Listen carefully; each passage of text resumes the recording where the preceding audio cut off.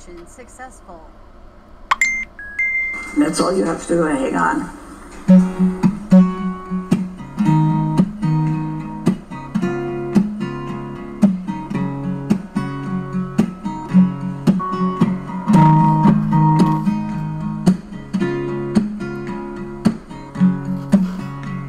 Oh, Mama and Papa Avery, I said this one's for you. Just letting you know the world can see what they have put you through. Not that we could ever fathom or try to imagine the depth of your pain. But the case was a sham. The trial was a scam. The DA's a legal stain. I said, Mama and Papa Avery. Hello, everybody. We stand with you, no matter what the Sharing on state Twitter real says. quick. Oh, their lies we see through, because the blood, it was a planet. The car was a planet. Sam William Henry 582. The bones they were planted, the bullet, yeah, planted. The key in the bedroom too. I said, Mama and Papa Avery, we send our love to you. Just letting you know we can see what they did and continue to do. Oh, Mama and Papa Avery, said this one's for you. Just letting you know the world can see what they have put you through.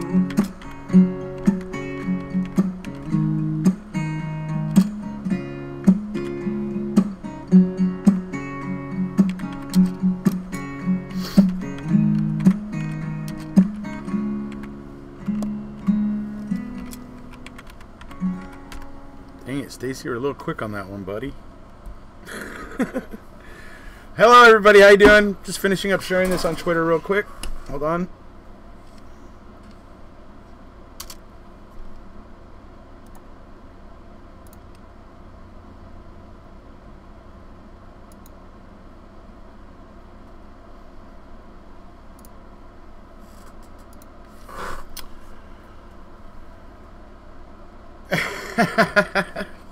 I notice when I go back and listen to it, the video, sometimes it reminds me of when I'm on with tech support, and you'll hear the tech support guy suddenly just start typing furiously. It's like, yeah, it's what it reminds me of. It's funny. Hi, Sharon. Hi, everybody. A live concert, eh? We'll have to see if we get Stacy in on that one.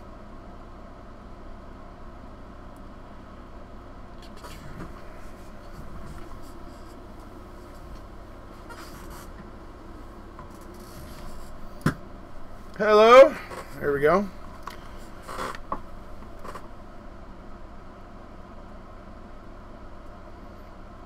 Yes, to tracking the owner of the battery. We went over a lot of that last night. By the way, people, you could watch that last night, and I went right through Zellner's feed, and you can get a lot of those answers right there. Thank you. I'm sure Mr. Capaldi's going to be happy because I'm wearing the shirt and tie. By the way, I feel like I need a shirt and tie every time I read one of Travis's emails. He's got like this legal at the bottom that's like, you know, I swear I feel like I almost wanted to put on a shirt and tie when I was reading it. But yeah.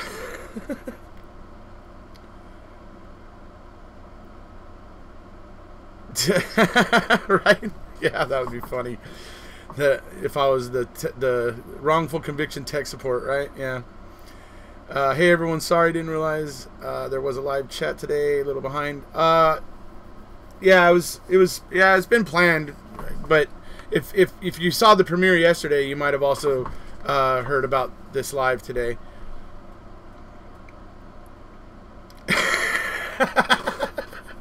I'm just messing with you, Travis. Come on, man.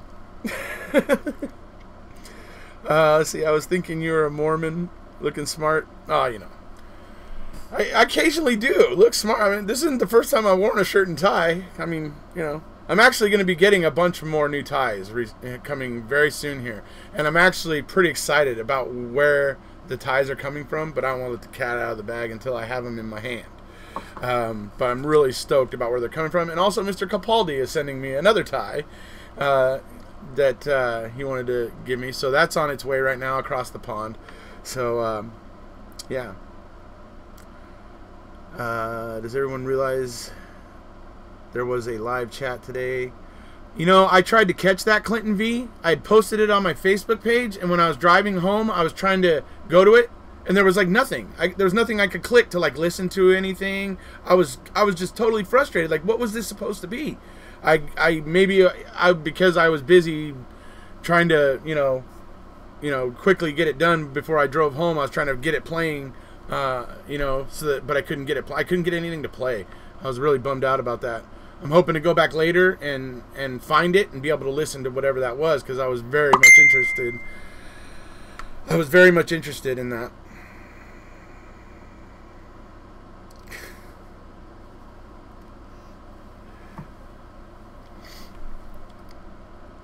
Detective Erekose in the house. Yes. Well, hopefully someday. That's a tartan tie Capaldi sends. That'll be a tartan tie. No, the one he's sending now. This is the tartan tie that Capaldi already sent me. This one here is from Mr. Capaldi. So those of you that don't know, this is yet another symbol of international support. By the way, I don't know if maybe everybody didn't really realize that, but that's what this tie is. This tie came to me from Scotland from Mr. Capaldi. So that's why this tie is so special to me. So, anyways, you guys all know I like to show off the international support. You know what? Travis Paul would be able to answer the question of what clan it is. I actually don't remember. I think he probably told me, but I don't remember now. Yeah, no worries, Marissa. I thought it was funny, actually. Sometimes I find instead of... Hold on. I find instead of talking of... Sometimes I find I'm talking instead of typing, like people can hear me too. Yeah, I suppose we all get that way sometimes with this case. Oh, thank you so much, Crazy Airedale lady.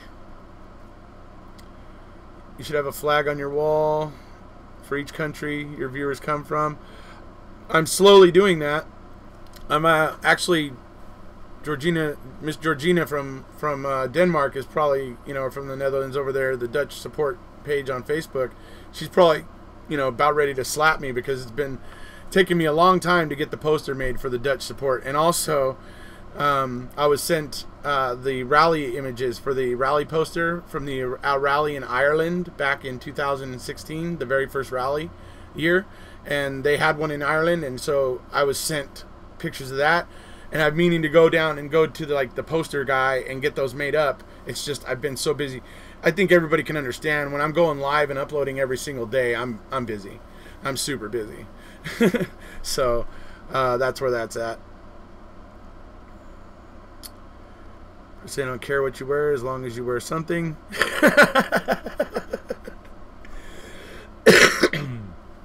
Sorry. Have you looked up your clan? My clan is, well, yes. I know, I'm aware of my clan and stuff. Not probably as much as I should be, but because my uncle was so into it when I was a kid, he actually used to dress up full garb. He actually played the bagpipes. He actually one time walked in a circle in our front yard playing Amazing Grace on the bagpipes. We would always go to the Scottish games and things like that. And he would always be dressed up, and so I am aware of some of my clan's heritage because of that, but I probably should know a lot more. Sorry, I screwed that up. I spoke incorrectly when I talked about the Dutch in Denmark. I'm sorry. I misspoke. Oh boy. Don't want to misspeak again, because everybody's going to freaking remind me of it. Hello, Lisa from Denmark.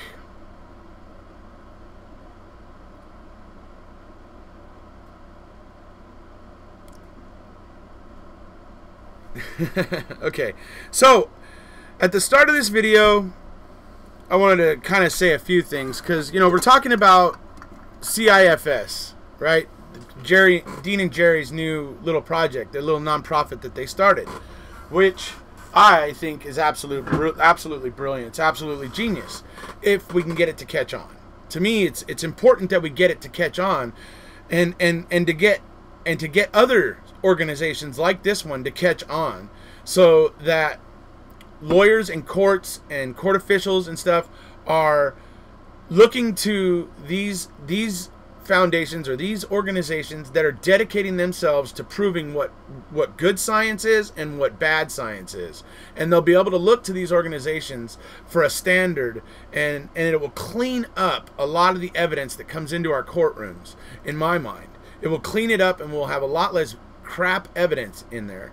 And the reason why that's important, well, the reason why that's important is because we want truth and fact in our courtrooms. We're playing with people's lives in our courtrooms, right? We're playing not only the defendant, right? But there's another side. There's the victims' families' lives. There's the lives of the people who live in the area. There's a lot of lives that are in the balance when things are going on in the courtroom, and that's why it's important that we're only bringing in substantial fact and not junk science or you know, questionable science. And so that's why I think what Dean and Jerry are trying to do here is huge, because it's not an overnight solution. It's not, you know, we need this to catch on, but it's not an overnight solution.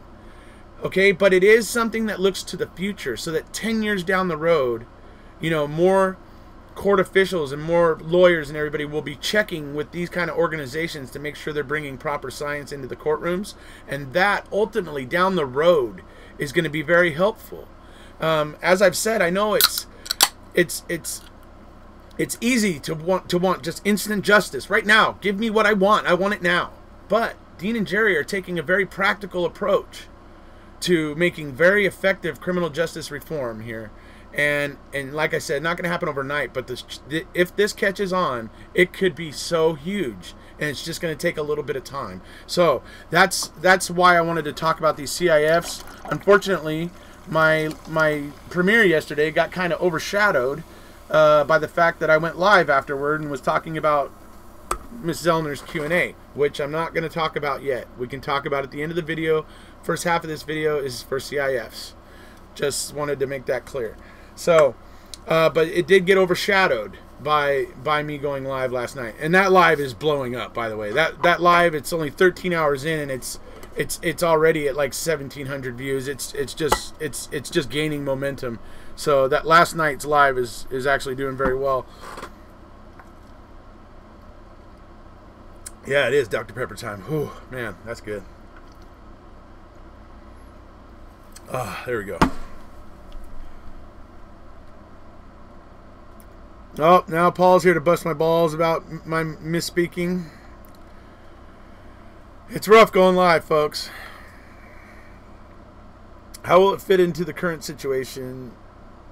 Is it like a lab audit? No, I'm actually still looking into it, but from what I can tell, it's basically, I think, going to be setting up they're going to be working with, you know, organizations, court officials, lawyers, things like that. I think to establish a standard is the idea here. A standard for, you know, like declaring that certain sciences, certain types of forensic scientific evidence shouldn't be brought into courtrooms because, for instance, they can go back and show. I imagine it's going to be a lot of research and a lot of statistics, and that's going to create like a yardstick for lawyers to look to gauge how, you know how strong and sound a piece of evidence is. I'm thinking it's just going to be kind of like a database. I think it's probably, you know, it's obviously going to have people there. They're going to be proactive. They're going to be getting out and trying to engage the criminal justice community and stuff like that. But from what I can tell, it looks to me like it's going to be mainly a data collection for statistics and stuff that will help in the future moving forward, determining what bad science is and what good science is. Hi, Pam from Ireland. I'm glad everybody's feeling good about sharing that. Oh, it's at 2,000 now. Yeah, I looked a couple hours ago. So like I said, it just keeps gaining momentum. So, is this going to be just in Wisconsin? I think right now that's where it is because that's where they are. But I get the impression like it could expand further. Maybe it could become the national, registry for forensic evidence, or or the database for determining the soundness of forensic evidence or whatever. But it could be that other states will make their own. Other lawyers in other states, kind of like what happened with the Innocence Project, right? They created an Innocence Project, and then all the states, lawyers in every state started creating, Innocence Projects in each state. So it may end up going a little bit like that. However it takes shape, I think this is what they would call a watershed moment. When they talk about things in the past, when everything lined up correctly, there was enough awareness going on, there was something that happened that caught everybody's attention and brought a certain issue to the forefront, so that the leaders that then dealt with it well, they call it a watershed moment. That's kind of what I feel like this is with CIFS. It's one of those watershed moments. This could be huge. It could be at just the right time, with just the right amount of attention, with just the right activity going on, that enough people will take this seriously and it could really take off. I'm super excited about it. I think it's absolutely stellar.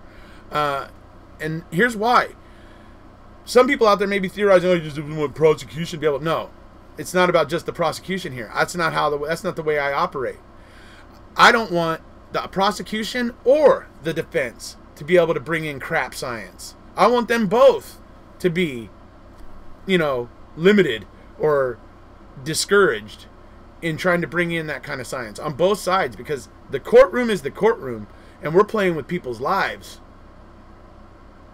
We don't need junk when we're in there playing with people's lives, right? So that's why I think this is huge. But he sat watching you with my mom, who's visiting for the weekend. So none of your usual profanities, please, and no mentioning of rugs. I don't really have I said a bad word?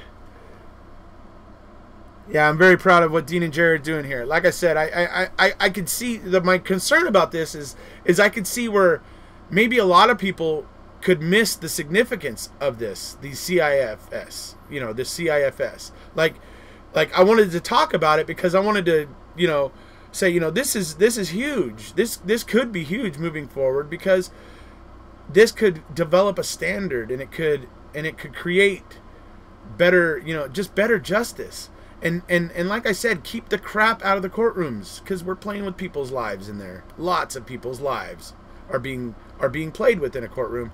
We don't need crap coming in. And hopefully organizations like this one, whether this becomes like the national database or whatever, or whether it's like the Innocence Projects and all of a sudden each state starts popping up with a nonprofit, CIFS.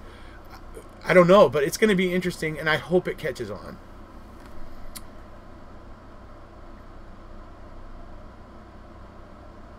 Hold on, let me read what Travis is saying here.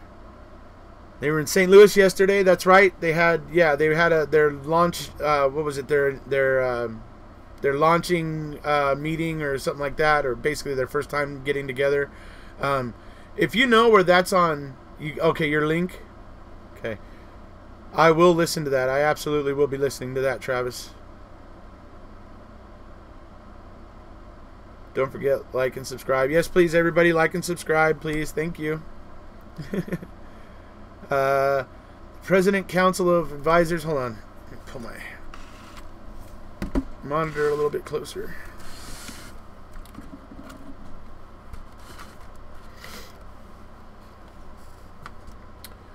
President's Council of Advisors on Science and Technology, PCAST, issued a report with recommendations for certain actions to strengthen forensic science.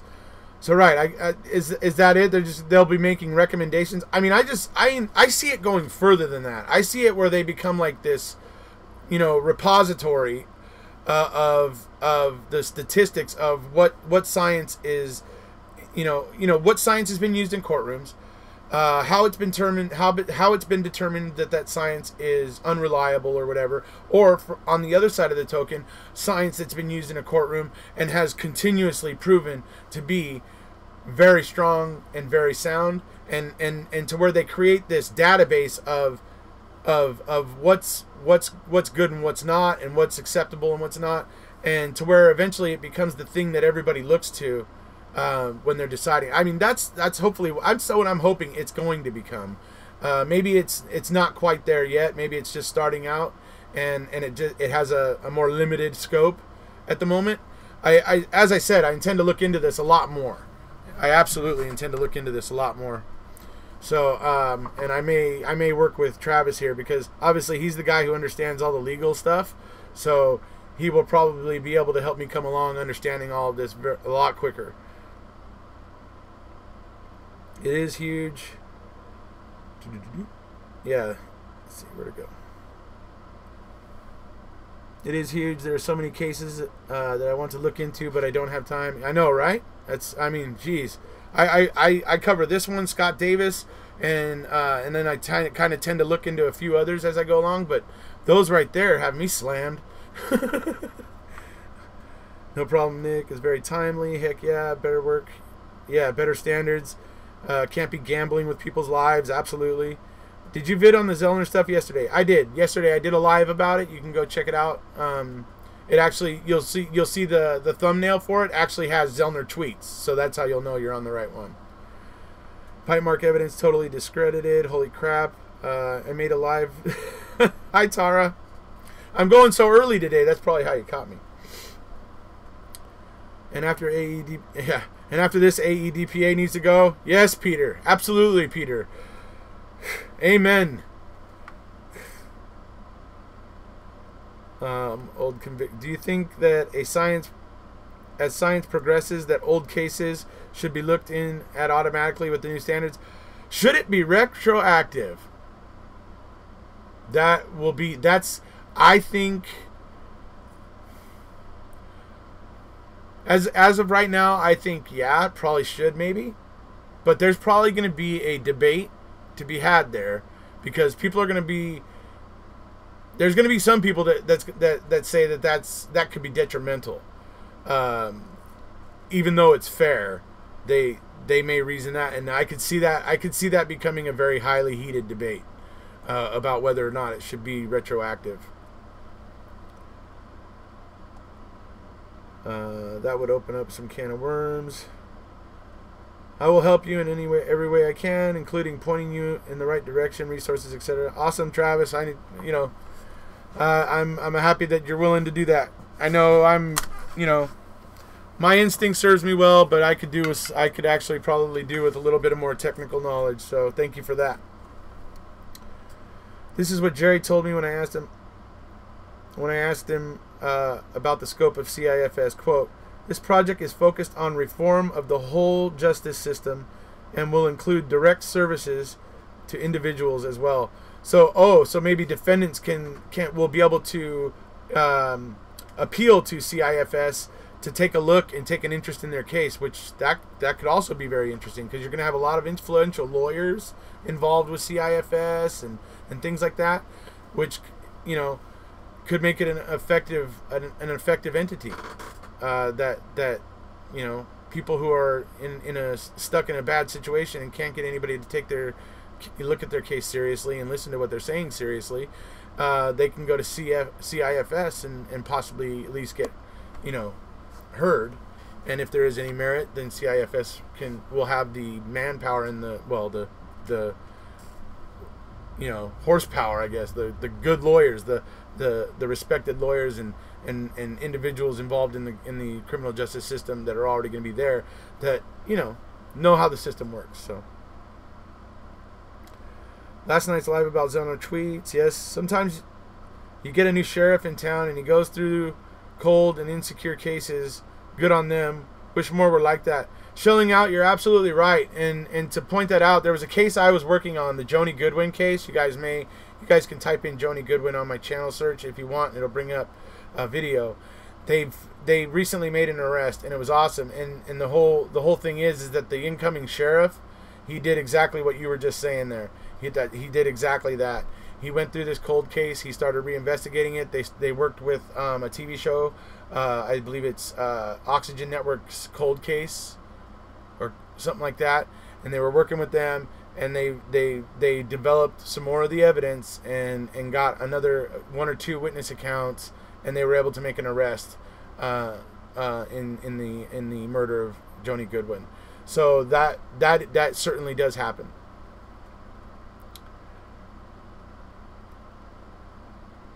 What's really going on? Shweezy Hodgins, President's Council of Advisors on Science and Technology. Absolutely, Marissa. They could not cover the costs. Beauty and straying are even sexier to me now. Let's see.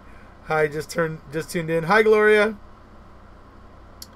The Center for Integrity in Forensic Sciences, CIFS, presents this inaugural symposium to bring esteemed scientists, lawyers, and policy experts together to discuss the state of forensics. So the policy experts, that's right, the lawmakers, working with the lawmakers as well. That's what's going to make this entity, more viable. It's going to give it that added extra, punch that it's going to need to be effective, in my opinion, by working with lawmakers who make the law, who will then be able to outlaw or determine and change or adjust or amend the current laws to disallow the more unreliable science that comes into courtrooms, and to really open up the doorway for the more reliable and credible science that comes into the courtrooms. That's the way I see it, and that's what I hope is the outcome.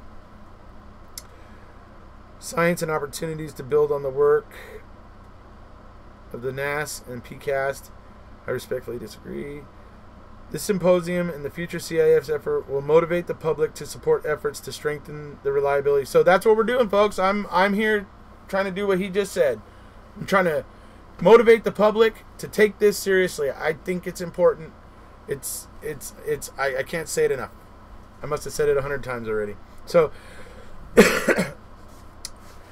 and to go off on a little bit of a side note here, talking about forensic evidence and talking about, the proper ways of collecting and analyzing and all that, because we all have so many issues with the Avery case on all those topics, right? The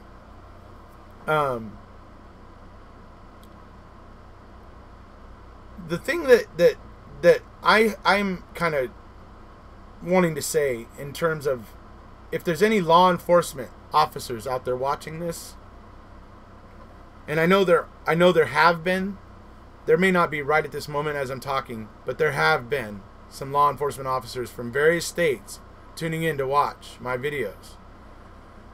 And here's what I would like to say to you fellows, and if there's any prosecutors, anybody else, moving forward in this country, I would like to suggest that if you ever attempt to prosecute somebody who was already wrongfully convicted once, then you better make damn well sure that your investigation is picture perfect and everything is tied up in a nice little bow.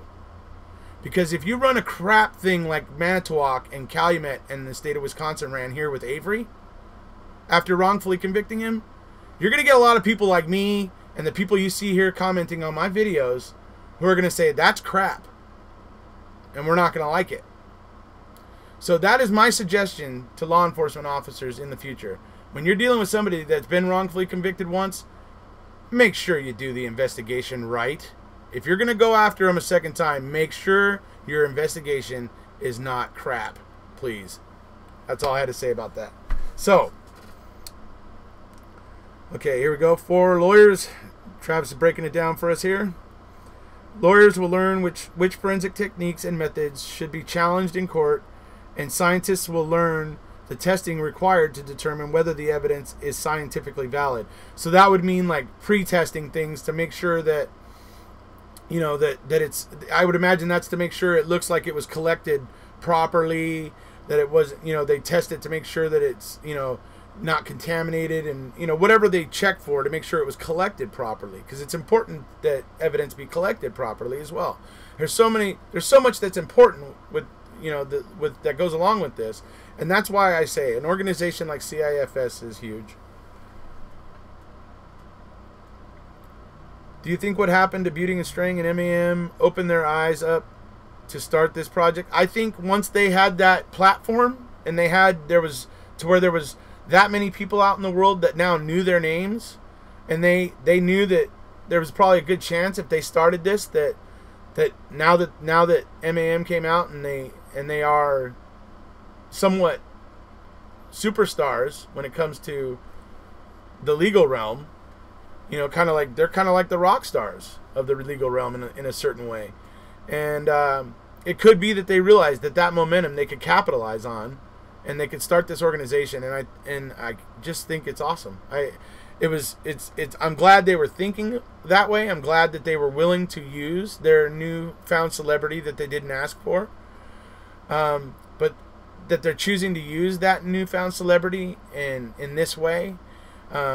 Say what you want, everybody, about Dean and Jerry. They are class acts, folks. They are classy guys. Look at what happens in the documentary, okay? Kathleen Zellner's firing off volleys of ineffective assistance of counsel and da-da-da-da-da, right? And all that, right? And it cuts to Dean and Jerry, and Dean is sitting there telling you, yeah, when you're going for post-conviction, you have a limited number of options. And so one of those options is ineffective assistance of counsel, and she can't afford to leave anything on the table. He understands. He understands. He's not mad. He gets what's going on. And that's what I mean by class. That is class. Dean and Jerry are classy guys. FYI about yesterday's live, I emailed TikTok Manitowoc a question about case on page 754. Felt like it needs to be dug into. Okay, great. I love TikTok Manitowoc. He's great.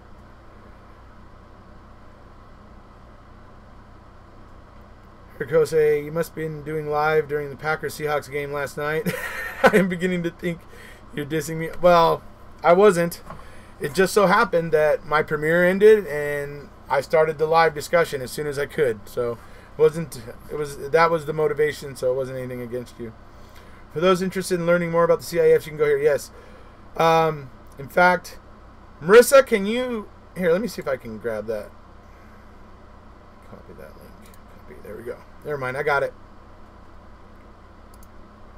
Travis, I'm going to put that link as the first comment and pin it. After we're done with this live, I'm going to put it as the first comment, and I'm going to pin it as the first comment underneath this video, just so you know.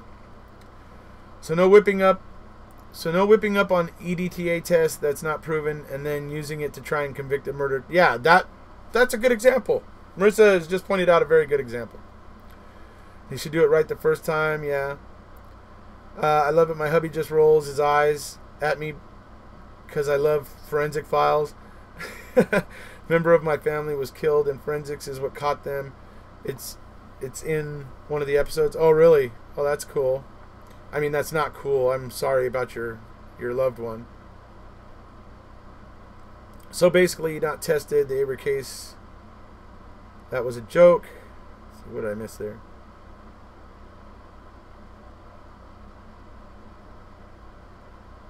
The national law enforcement all needs to speak up against all the inconsistencies in the SA and BD investigations. Silence by MTSO cannot be tolerated.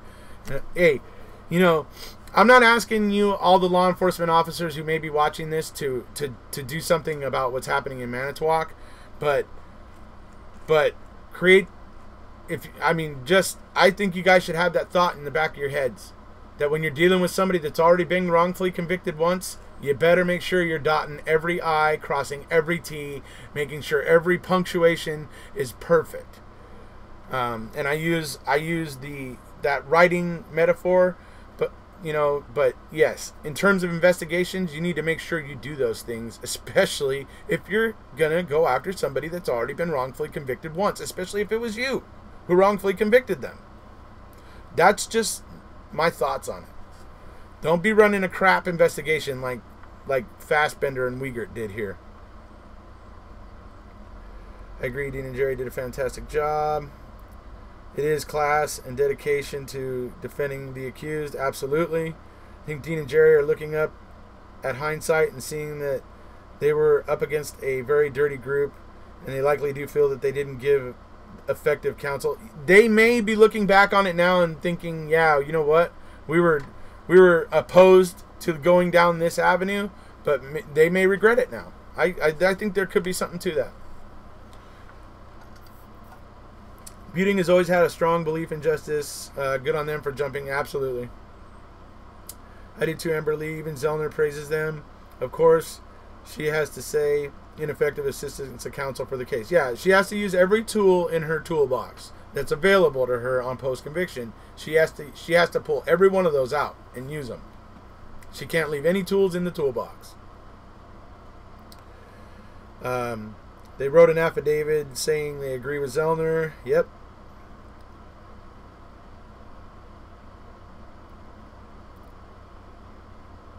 Marissa is doing a great job, by the way.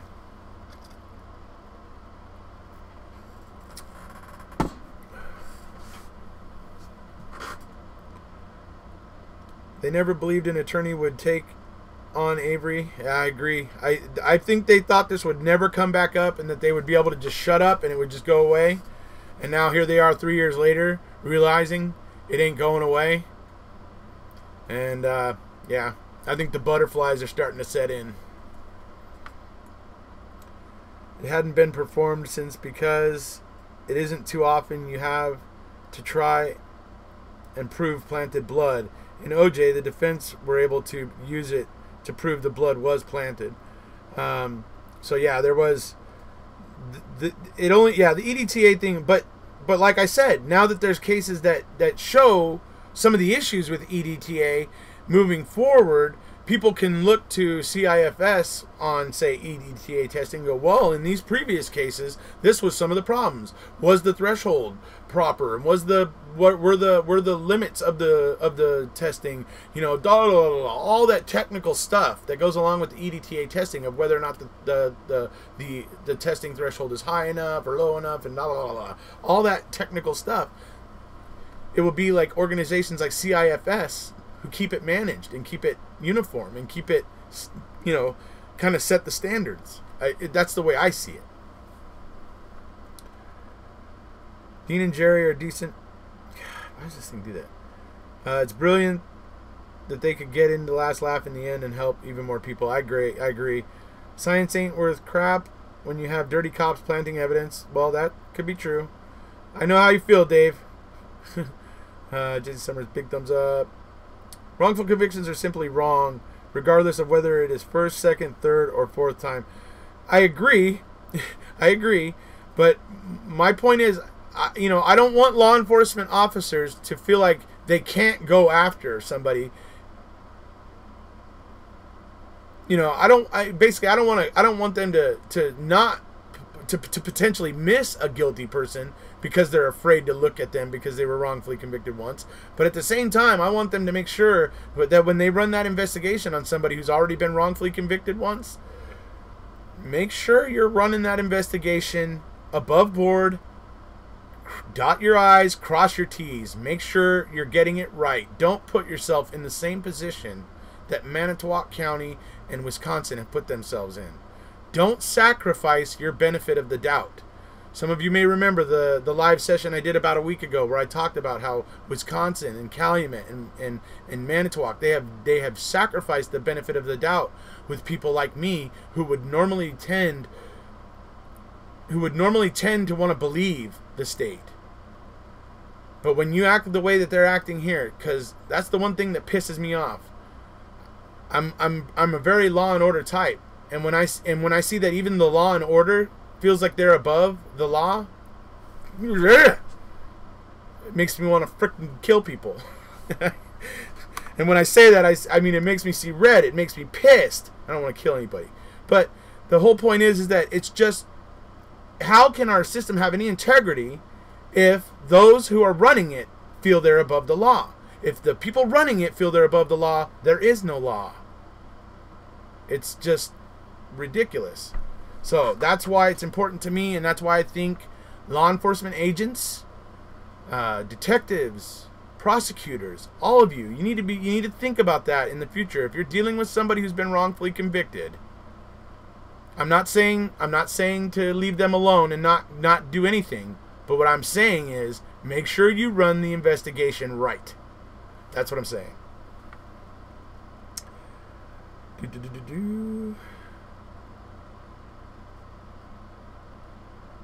Trial attorneys are frequently put in a position by post-conviction attorneys where they have to fall on their own sword, and they do so gladly. They are all professionals and understood what is at stake. Right. Now contrast that with Len K. Right. Exactly. Exactly. Erekose is making a great point. Most people trust and believe everything Ellie and the courts say as absolute truth.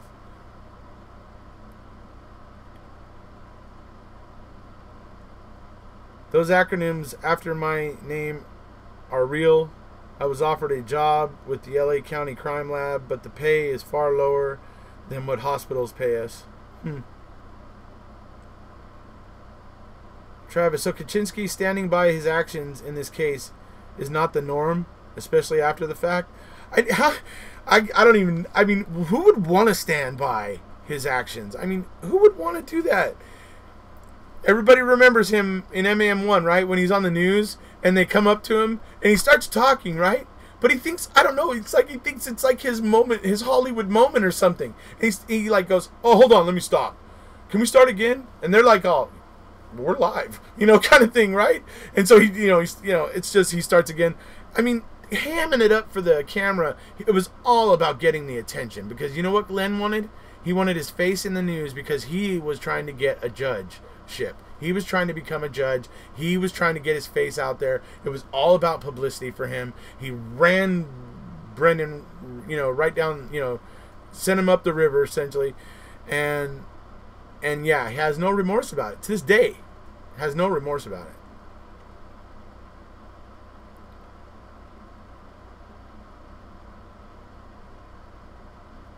Showed up late for the party. Finally made it to live chat. Not sure why the bell won't ding. I'm not sure either, Stacy. Let's see. How and why burn body at smelter and burn barrel is interesting. Well, yeah, what Zellner's saying is that they realized that they couldn't burn it all in the burn barrel. Like, as they started and then realized it wasn't going to work because it wasn't burning it. It wasn't getting hot enough to break down all the, so she's theorizing they went ahead and took a large portion of it, 60% of it, plus the most of the teeth, and took it over to the smelter. I thought perhaps that was the judge in him talking, but a judge should want justice regardless of whether a client is or whether it was a client or not. Michael, he said the aluminum smelter at Scott's work could completely disintegrate the bones. Would have been hard to burn in a barrel. 60% of the body and most of the teeth were not found. No remorse is exactly right. Yeah, that's just it. I mean, I'm not sure. I mean, I know I said earlier about no remorse. I don't know if that's what you were referring to or.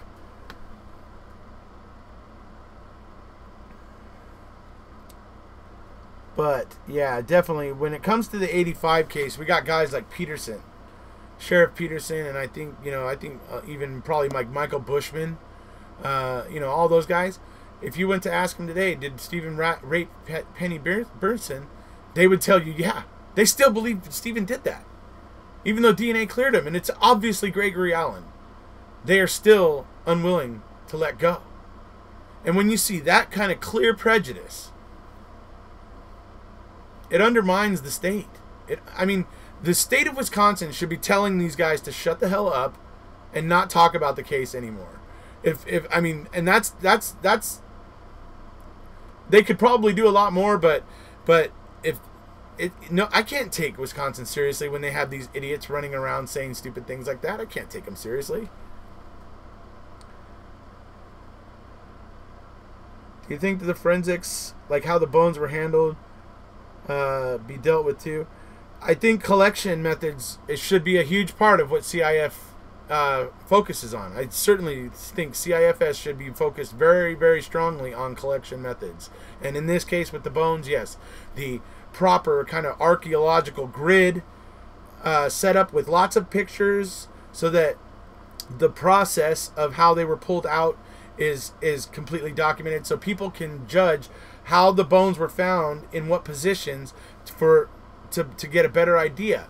The way that they were collected here was an absolute mess. An absolute mess. It's something they should have been using a scalpel for. They were basically using a sledgehammer.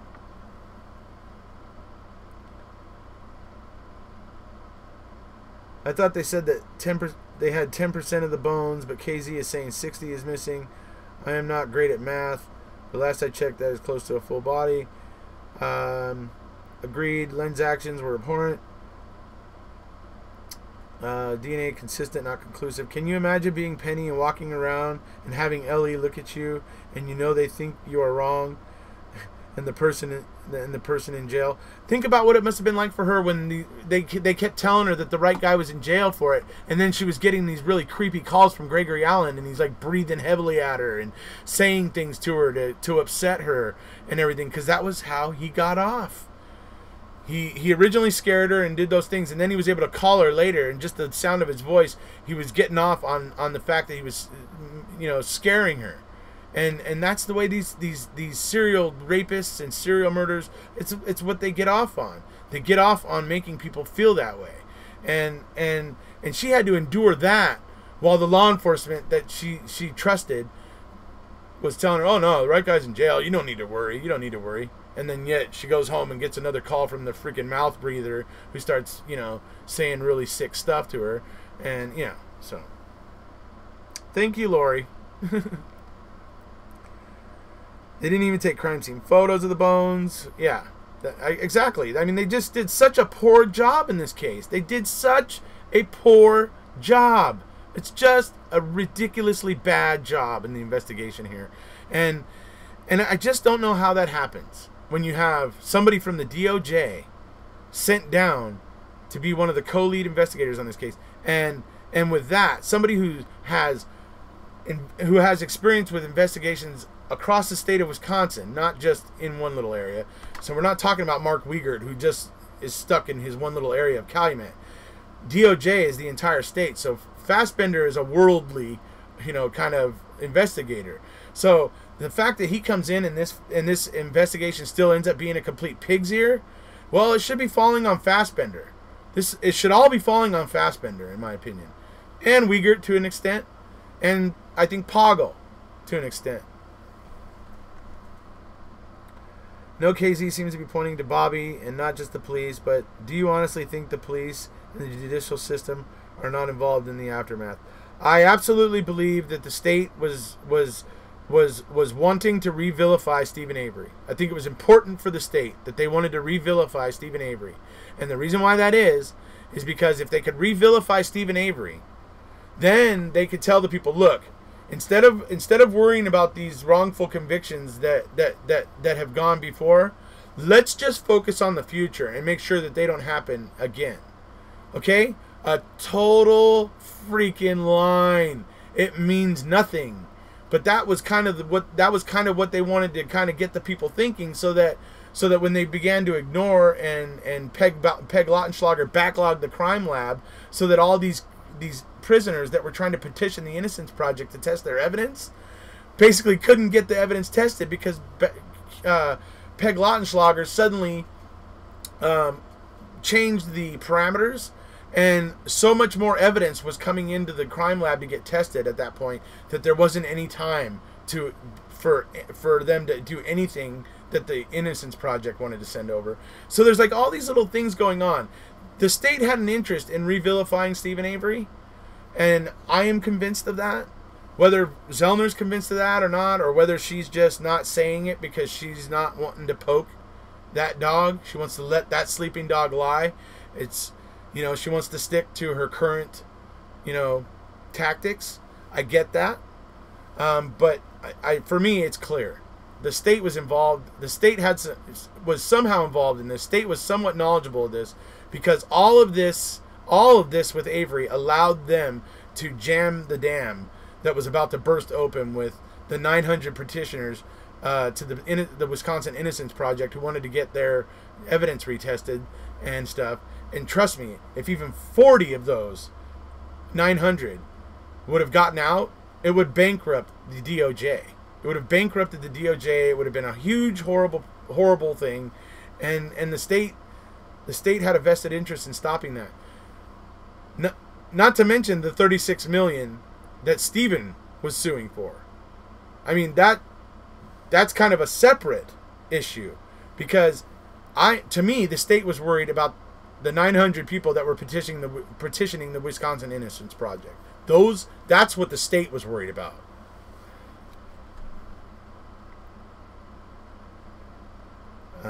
Let's see. Can you imagine? Let's see. I really think it undermines truthers.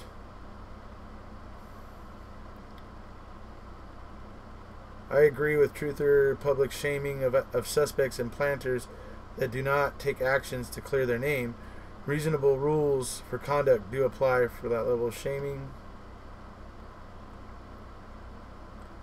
The legal remedy would be to exclude the expert, not dismiss the case if you had other evidence.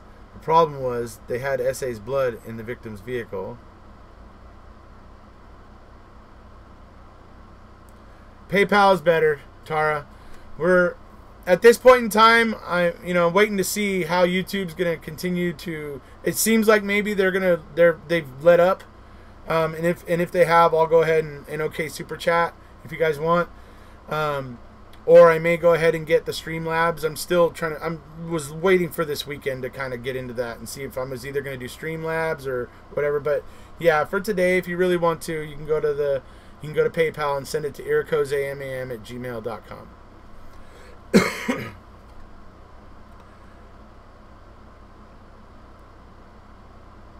Not calling the coroner should be enough for a mistrial. That in itself is against protocol. Lori Bowles, I agree that the truther public shaming of suspects and planners did not take actions to clear their name. Chain of custody is so important.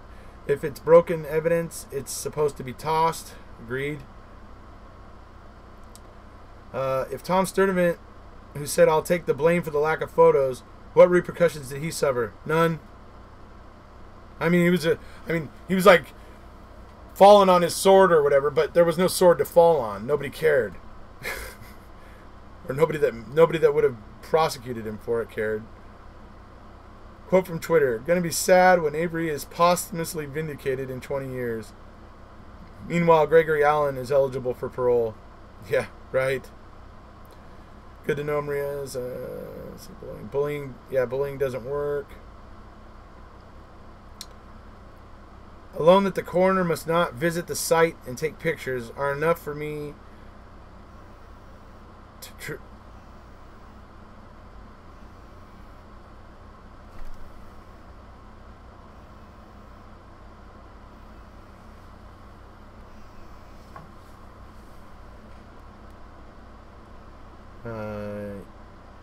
just did the PayPal. Let's see. Yes, thank you, Tara. I think in like 2 years. Hold on a second, folks.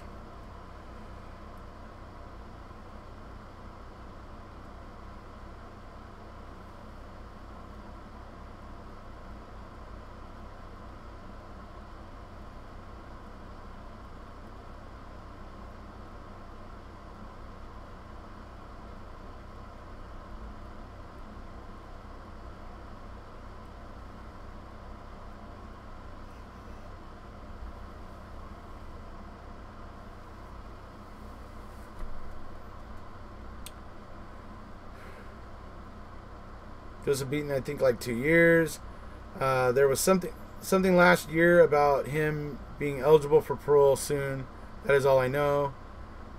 Great question. What was Tara G's question? Hold on a second here.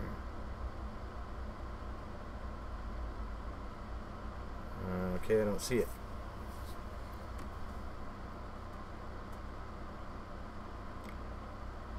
First, there has to be. Let's see. I would need to know which evidence specifically. First, there has to be an objection to it. If no objection, it is waived. If it was objected to, I can look it up.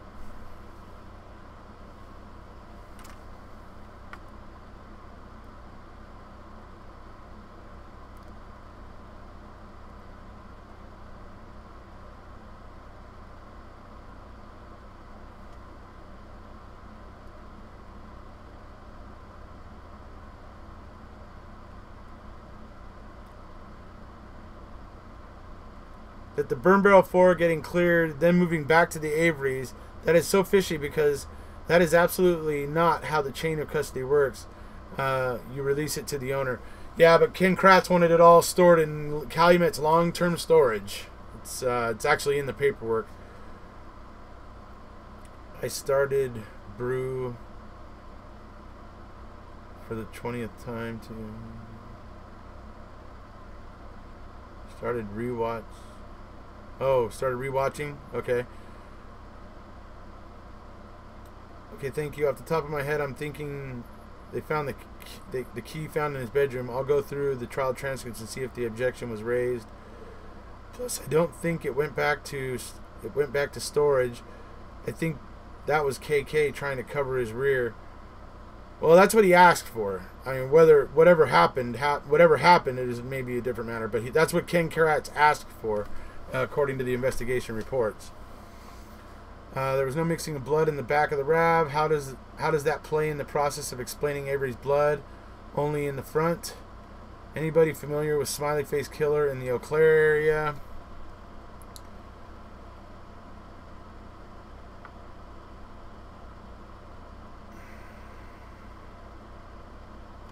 Travis, have you read all the trial transcripts? Is there areas where Buting and Strang really messed up enough to say they were ineffective?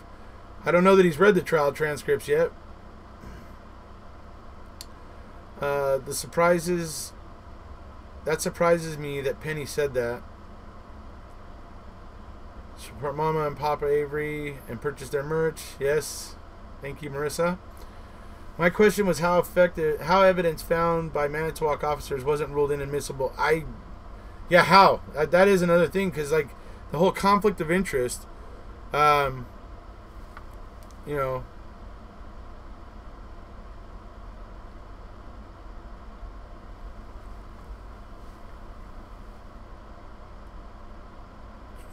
anyway, the whole conflict of interest is how the heck did these guys find almost virtually every single piece of main evidence by a Manitowoc County officer?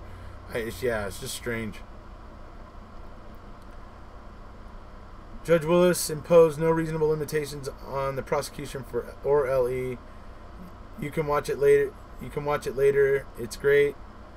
Also, I was wondering if you saw the pics of the RAV on the Avery salvage yard. There's shots of the back. They show no blood where the crime lab found it. Yeah, it's been reasoned that maybe the lights in the lab or possibly fingerprint dust made that blood stand out and appear better. There's some theories about it, but yeah. The thing that's interesting about those two blood spatters or whatever, stains or whatever on the back tailgate, exterior of the tailgate, is that they ran the DNA on those, but they were somehow unable to get a full profile, but they knew that it wasn't Steven. I mean, that's just odd to me. That suggests to me that Sherry Culhane saw that as things were coming out, that certain alleles were coming out that weren't going to match Steven's, and she might have like tanked the test and said, "Oh, okay, it was inconclusive." I don't know. I honestly wouldn't put it past her. Have read all the trials, both trials, but it was in the 3 or so months after MAM1. I have been reviewing some specific portions in the last couple of days. Oh, right on. So you did read them all. It's been a long time since I read them as well. I don't really remember everything I read in there, but what license plate ever tested the fingerprints or DNA? Was the license plate ever tested for fingerprints or DNA? I think so. Well, I don't think it matched anybody.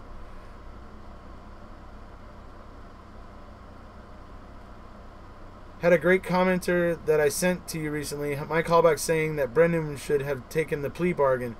If he believes that BD is guilty, why would he want him to get off with a lesser sentence? Exactly. Almost like Mike Halbach was afraid that by not taking the plea bargain or whatever, that meant there was going to be a trial, that there was more chance that the impropriety that was going on could possibly come out, and maybe that's why he was complaining about Brendan not taking the plea deal. Because yeah, it doesn't make sense that he wants the murderer of the person he believes murdered his sister, that he would want them to have less time in jail. That doesn't really fit. So it is a strange point, or that's a strange thing that was going on with Mike. Jerry and Dean are two of the most effective trial lawyers I've ever seen. Period. End of story. Now to your question. They made some strategy decisions that I would have done different. Sure. I mean, certainly different lawyers will do things a little differently. So I could certainly see that. The victim from the 85 case is Penny. That's right, Shweezy. Interesting. They wish they had asked for some things and had done things different, but we all do after a loss. See you later. I can't focus on this tonight. I'm so sorry. Bleeping. Okay. Sorry. We'll see you later, Sharon. By the way, I received your package, Sharon. Thank you. Wait, what? That blood wasn't Avery's? The blood on the rear of the exterior of the tailgate, the one that was on the outside there by like the handle, that it was Sherry Colhane said in trial, in her testimony, that it wasn't Stephen Avery. And Jerry actually used it to, if you watch my entire video about that, you'll see how it goes on, because Jerry ended up calling Kratz out. Or was it that video? Might have been a different video. But Jerry ended up using that and called Kratz out, because in the PowerPoint that Kratz created for his opening argument, he actually had a picture of that rear tailgate, and he had a little circled the blood, and he had a little arrow pointing to it, and it said Avery's blood up at where the arrow starts. It said Avery's blood. So Ken Kratz was telling the jury in his PowerPoint, didn't actually say it, but the PowerPoint that was up on the screen had an arrow pointing to Avery's blood and everything. And Jerry ended up calling him on that, because when they had Colhane on the stand, Jerry went after her, asking her, who did that blood come back to on the tailgate and all that stuff. And so Jerry was able to use that to make Ken Kratz look like a fool. And I thought it was awesome. I have a video about it.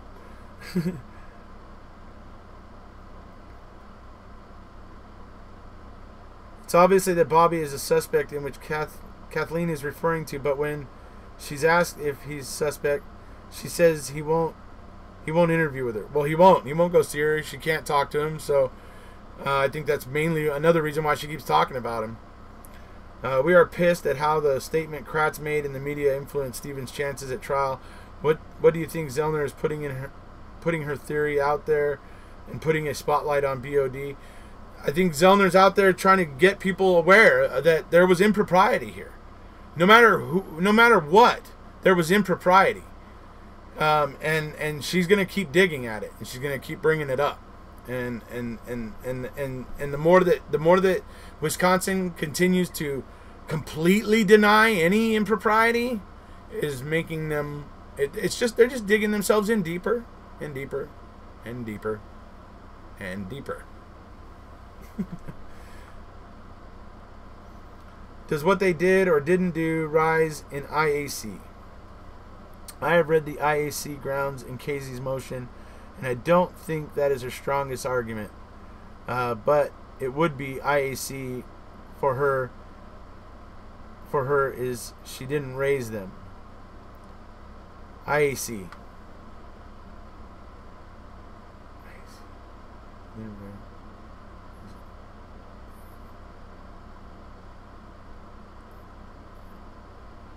I'm having trouble. I'm not sure what IAC is there, Travis, and I probably should, and I'm sorry, but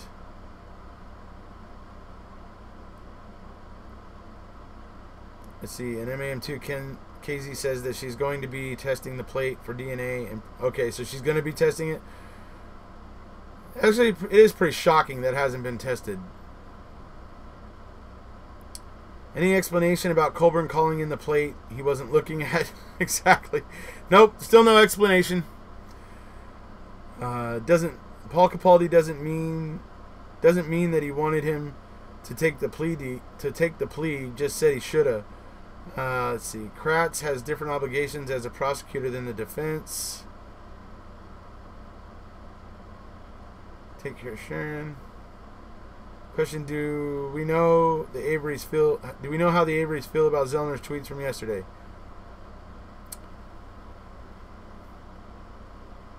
I'm not sure.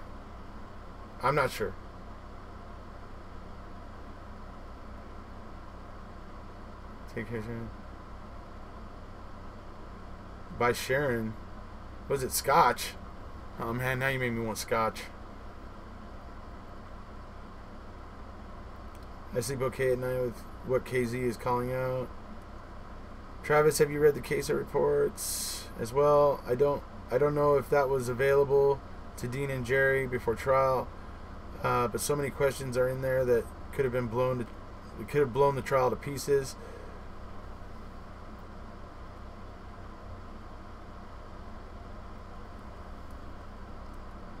I don't know if there was, but be interesting to see if Travis has any ideas about that. This is my first time here. I'm a newbie. Hi, Mary. How you doing? What video is that? I want to rewatch that. Are you talking about when I was talking about the blood on the tailgate? That is the it's called, what do they call it? It's called it's something to do with, highly suspect, something, or what did I call it? I called it something like about the blood on the tailgate of the RAV4. If you type those things in, it should pop up. Oh, if you go to my channel. No, wait, here's how you do it. Just go to my channel. Go to my actual channel page and go to the home page, and then there's a row of videos, the top row of videos. The second video should be that video. The first one's going to be Ryan Hillegas, all the way on the left, but the second one from the left will be the RAV4 tailgate video. I'm glad to hear it. That was quick. Bye, Sharon.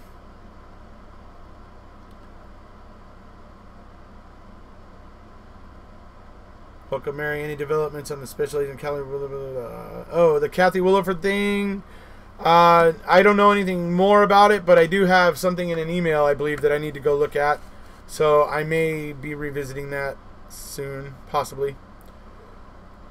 Oh, IAC. Duh. Okay. So, burn barrel was found at Avery's. So let me go back to Travis's statement here. Hold on.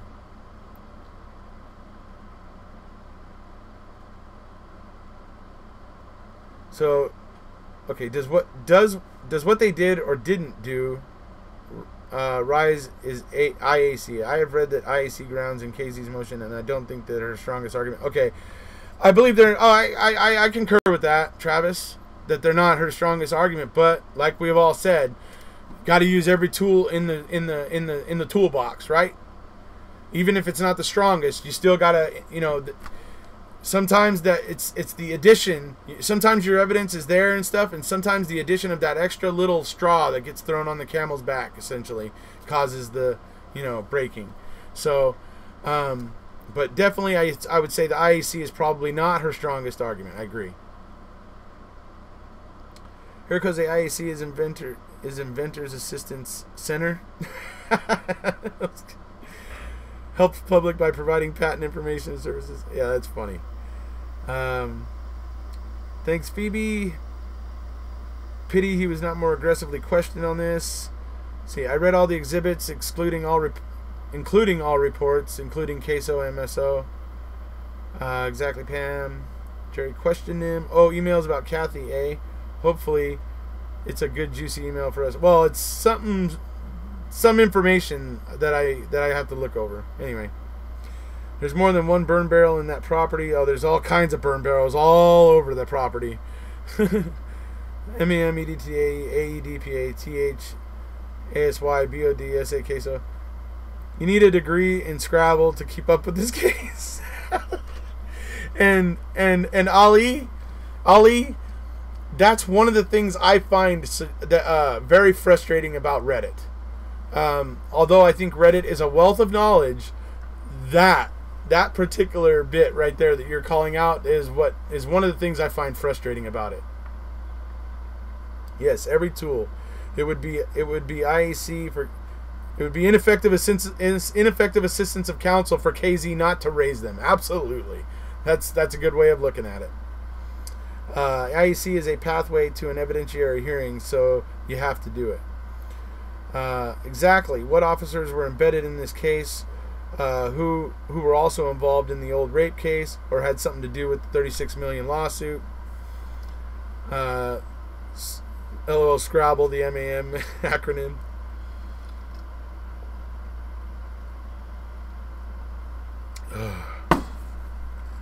Maybe Bobby called Teresa's cell phone and asked her to meet him somewhere, and then he deleted the voice messages. Well, that's always been kind of the obvious assumption, right, as to why voicemails were deleted. It makes sense that somebody who had killed Teresa would want to delete their voicemails to try to throw law enforcement off of their track. So that would make sense. That's like the thing that makes the most sense. And the fact that it was completely ignored by law enforcement is staggering.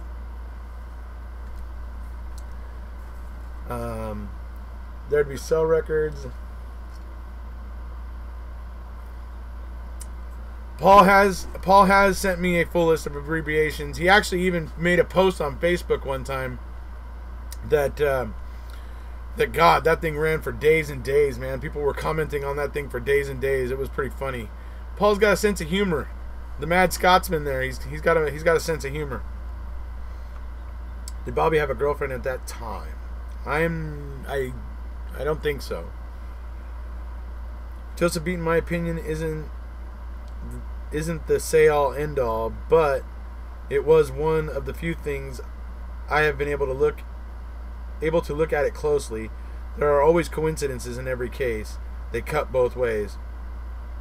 I don't know, but he has said that they had a downstairs for the computer. But clearly in MAM 2, they show it sitting on the desk in his room, in his bedroom, Bobby's bedroom. Thank you for the only update I have heard. Thank you again.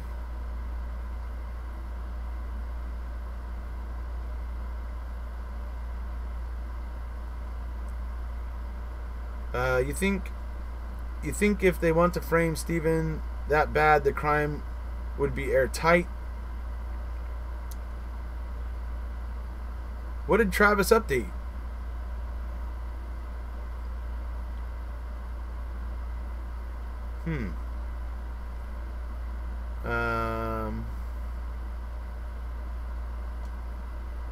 Yes, her name was the internet.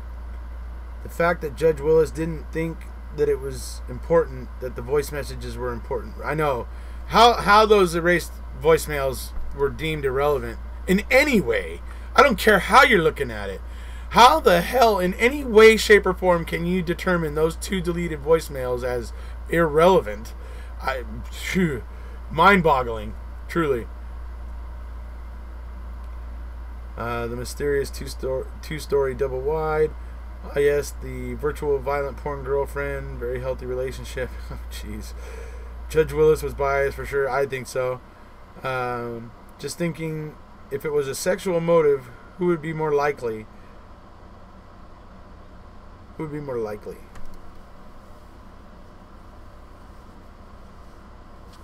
I don't know who. I don't know about. I can't make a determination of who would be more likely. Yeah, that's a difficult thing to make a distinction on. I'm not sure if it's more disturbing that Bobby searched all those things or that he actually found results. Well, that stuff is out there because, and like I remember when I was when I was looking into the Green River Killer, like, he was active right when computers were starting to emerge, and, you know, America Online and all that stuff, just when they were starting to emerge. And there was one of the documentaries I was watching where his wife at the time, when the computers were coming out and stuff, she was struck by one time he was calling her over to the computer saying, look at all this stuff that's out on the internet and stuff, and it was like all these pictures of women who had been found.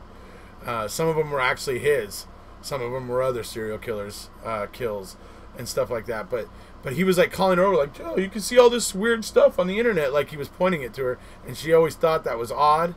So I do know that, yeah, there's definitely those types of people out there that are into that sort of stuff. I would say mainly a lot of it is teenage boys, in most of the time. I know, like, when I was a kid, we would go down to the local VHS store, right? How many people remember going down to the VHS store to rent a VHS tape? But we would, back when I was a teenager, and there was this one tape we would occasionally rent. It was called Faces of Death. And it was just a gruesome thing. It was made in some country where it could get made, obviously, because it's crazy.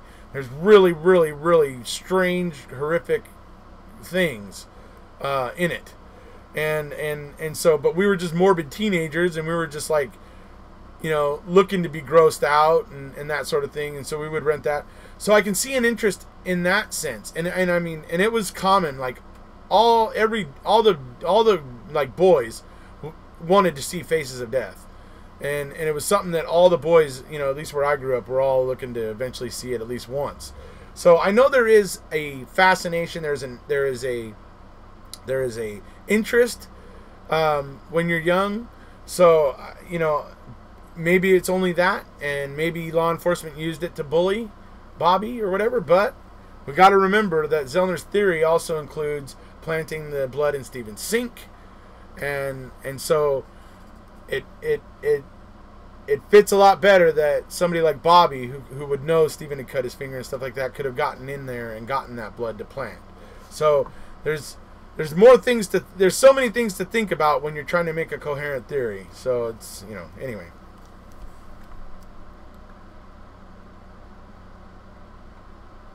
You remember Faces of Death? Yeah, it's, like I said, VHS first beta, right? You know what I mean? Let's see.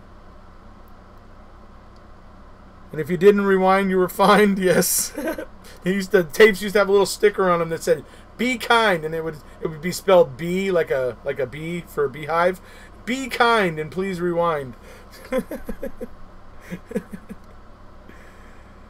Yes, Valerie, or if ST was involved in the actual killing.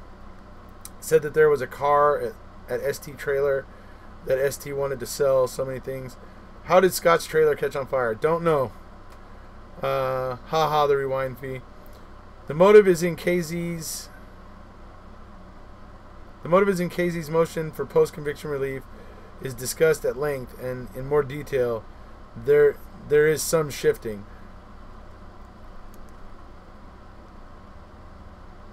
In the motion for in the original 1200 page motion, she has motive for Ryan, you mean? I know I'm pretty sure she had motive for Ryan in the 1200 page motion.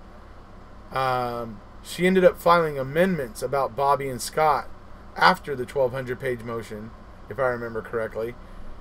But we'll have to look into that more, I guess. Rewind or find. Isn't there any way that the police can retrieve deleted voicemails with the help of the cell phone company? You would think, but what we know now is that they weren't interested. They didn't do anything about it. That's what Jerry's pointing out in court. He's like, here we are halfway through the trial and they haven't even looked into this. And that's what he was pointing out. The jury should know that they're failing to do their job. So, yeah. Yeah, I seen one of them and have no idea why I watched one of them. It was gross. Yeah, it was. Watching once was enough for me. I was like, okay, I'm done with that. That's, you know, I don't need to see that anymore. Is there a current picture of DOJ agent Kathy Williford? The Convicting a Murderer trailer has a video clip of Kathy. That's what I hear, that it has a video clip of her. I haven't seen the video clip for convicting a murderer yet, though. Had FOD.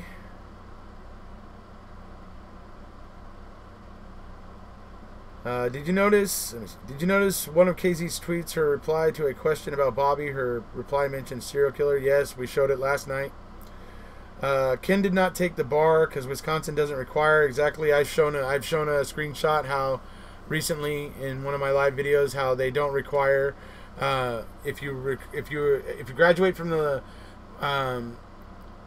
Wisconsin School of Law, Wisconsin University School of Law, or from Marquette School of Law. If you graduate from one of those two universities in Wisconsin, you don't have to take the Wisconsin bar. You're automatically in. And Wisconsin is the only state that does that.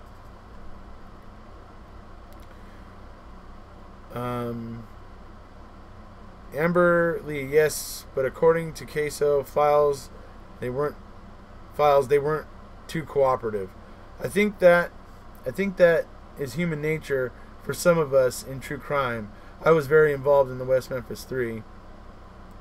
Welcome to Tadek.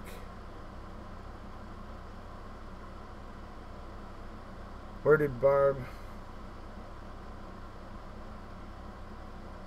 and Scott say they went that night?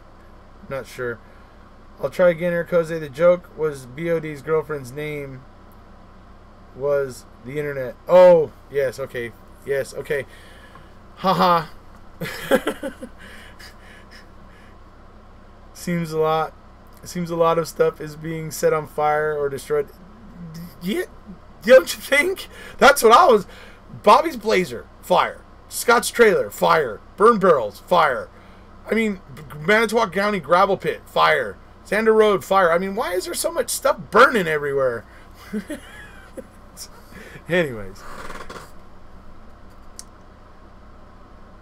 Let's see. Yes, Ryan. How didn't he meet Denny originally? He is the ex. Yeah, he should have been one of the very first people looked into and was not looked into. Just like the voicemails weren't looked into. Just like anything that might have pointed away from Stephen Avery wasn't looked into. It was deliberately ignored.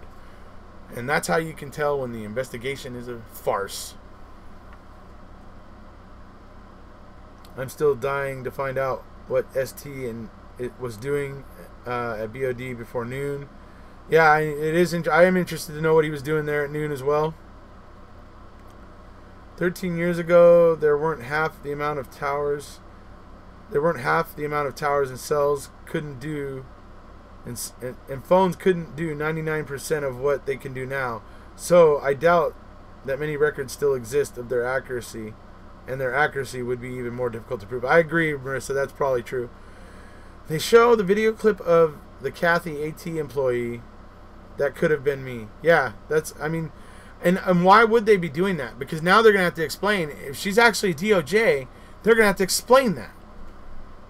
And how is he going to, and if she is DOJ, how are they going to explain that?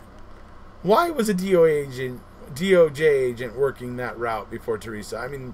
It's going to just open up a can of worms that I would have thought they would want to avoid. But, hey, they're opening the can of worms. Then they're going to open the can of worms. So let it go. Let it be, as it were. Let's see here. Is Kathy an ex-DOJ agent? From what I've seen, from everything I've seen so far, yes, it looks that way. In fact, nobody can find a Kathy Hilliford with a C. Nobody can find that, except in that one court document, that appeals document. That's the only one. That's the only one where. So, pretty much, it looks to me that appeals document where it talks about Kathy D. Hilliford or Kathy Hilliford, the special agent for DOJ. That looks to me that appeal, they got her name wrong. It was a typo, and they put a C instead of a K. That's my opinion, because there is no Kathy Hilliford who isn't a special agent in the DOJ that comes up if you search. You only get the DOJ special agent.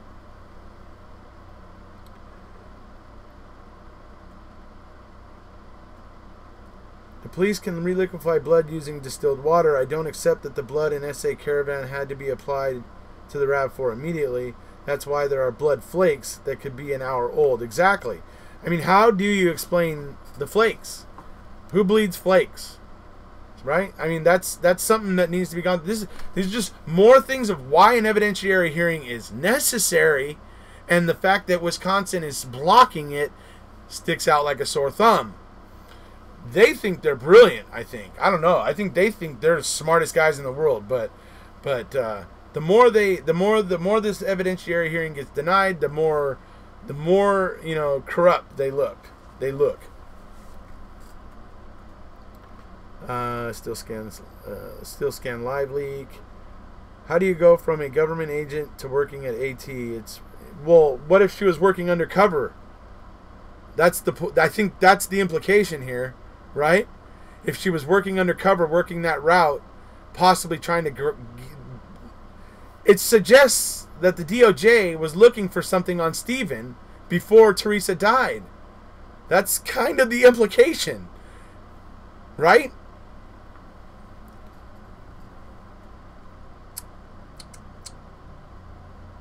See, this is the image from convicting a murderer. It's on TikTok, Manitowoc's Twitter.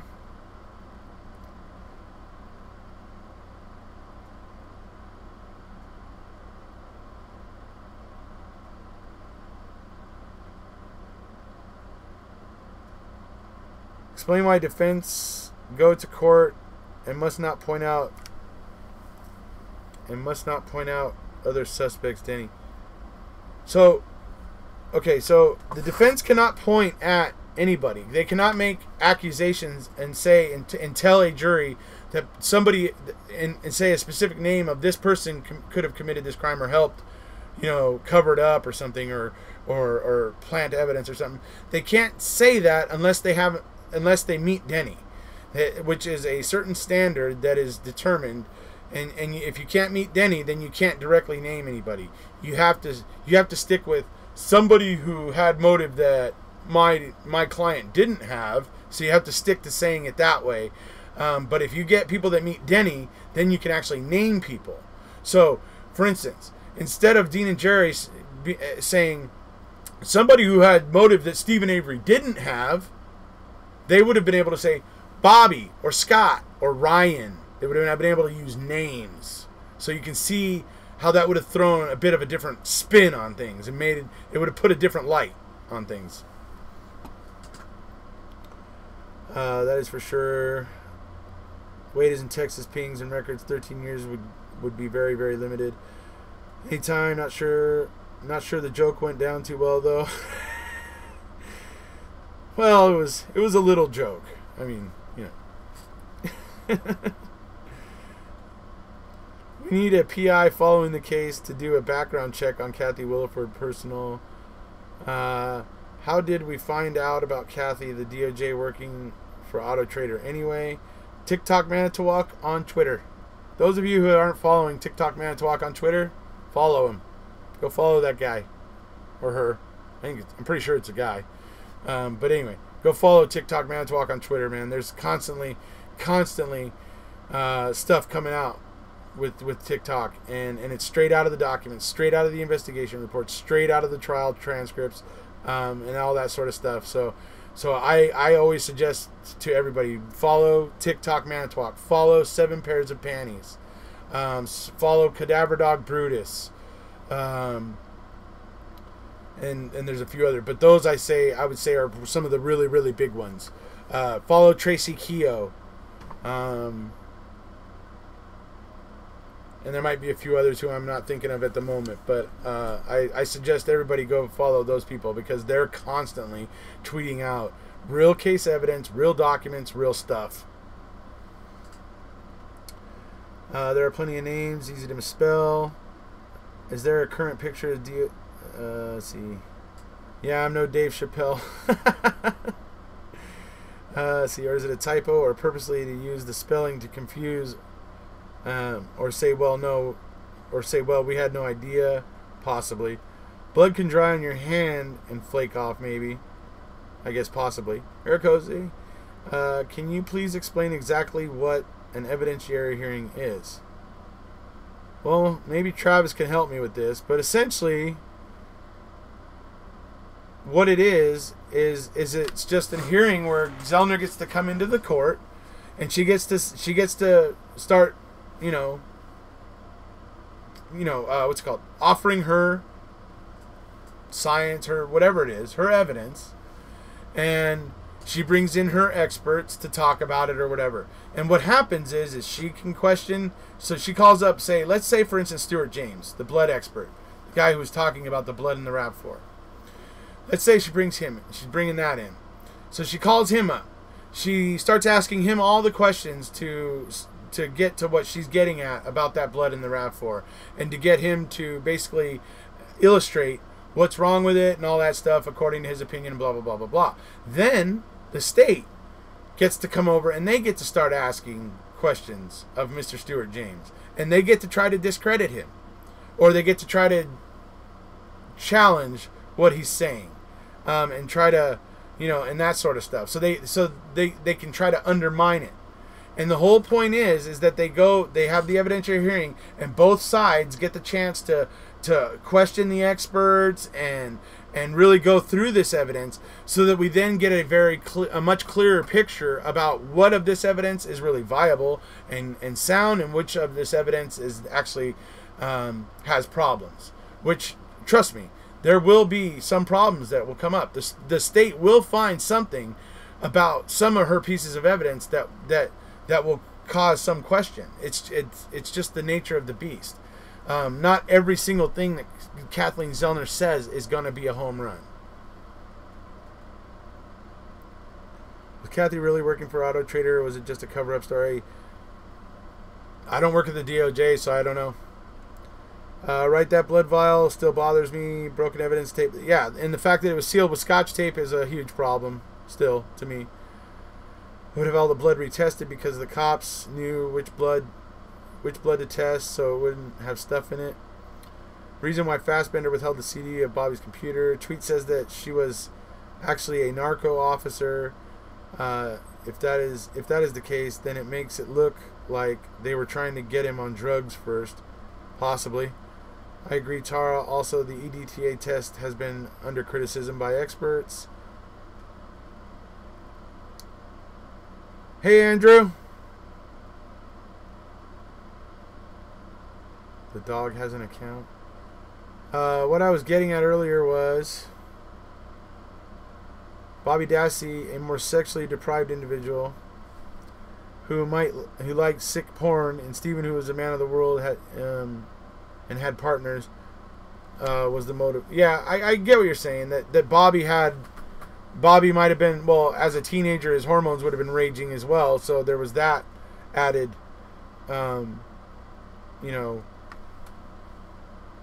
motivator for Bobby.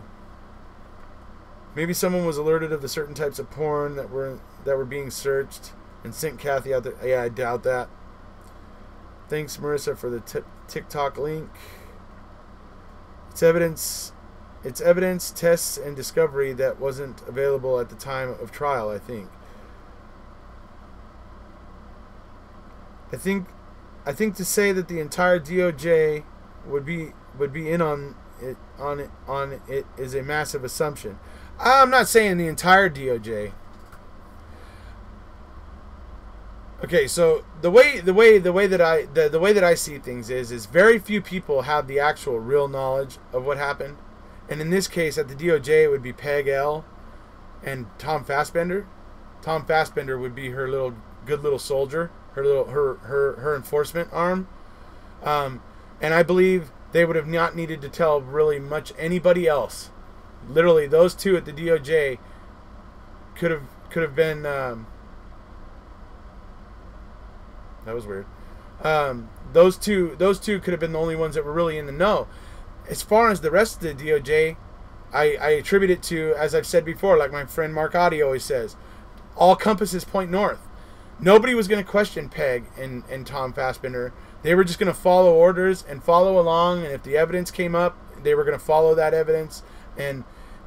But there is also, remember, there is also the fact that Josh Redant says that it was actual DOJ officers who were making him feel Like they wanted him to say that they kept wanting him to say the fire was bigger and bigger and bigger. He felt like they were pressuring him to keep saying that. That was DOJ officers that he said he felt were bullying him like that. So I don't necessarily think the entire DOJ was in on it. I think a few people were in on it, and the rest of it was all compasses pointing north.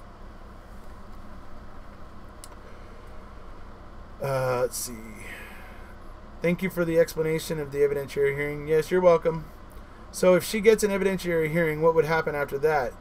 Is there a winner of the hearing? The judge would determine if the evidence presented was enough, or if it was substantial enough, and that sort of thing. So the judge would end up making a determination of whether they would order a new trial, or it just depends. Like I said, I think it also depends on what gets ordered. I think the appeals court can order specific things. So I'm not. Travis would probably be better suited to answer that kind of question, but it just depends. I think there's different types of ways that they work appeals, and like I said, Travis would probably know better. Can Avery do a civil suit against Manitowoc County for withheld evidence that can be proven was with?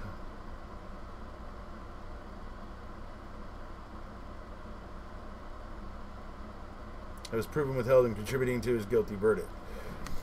If you're talking about the CD, that wasn't with Manitowoc. It was with Tom Fassbender, which would be the DOJ. So I'm not sure. That's what I was wondering, Amber. What is the outcome of the evidentiary hearing? Does it go towards a new trial? Well, if the evidentiary hearing is successful, the judge says, yes, I'm ordering a new trial. Have you guys seen the staircase? If you guys saw the staircase, you saw David Rudolph. He was in an evidentiary hearing. That was an evidentiary hearing he was doing when he got Scott out of jail. That was an evidentiary hearing. He was calling up his witnesses. He was putting forth that Devers was a huge piece of junk and his science was crap, and they were putting up the proof of that, and he was bringing in experts to attest to that. And then at the end of that, the judge said, you know what? Yes, this. He actually talked about it. He was like, the judge was sitting there talking about the various prongs that you have to meet in order to get I think it's Brady, because of or is it Brady? Whatever it was, because of the faulty science that Deaver was doing. That's how Michael got a retrial. So if you watch the staircase, you'll see exactly kind of roughly how an evidentiary hearing goes. It's just, you're in a court in front of a judge. You bring up your witnesses.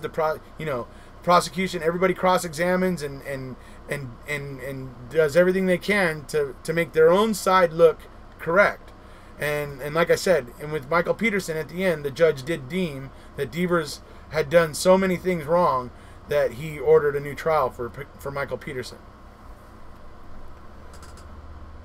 How old was Steven in 2005? He was, I think, 38 or so, I think.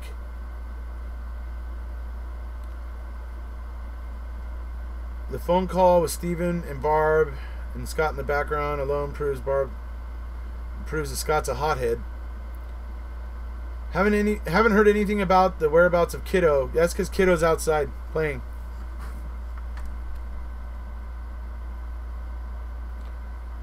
I meant with DOJ being Kathy, Teresa, Poggle, and so on, because people are suggesting TH vanished after Kathy set things up.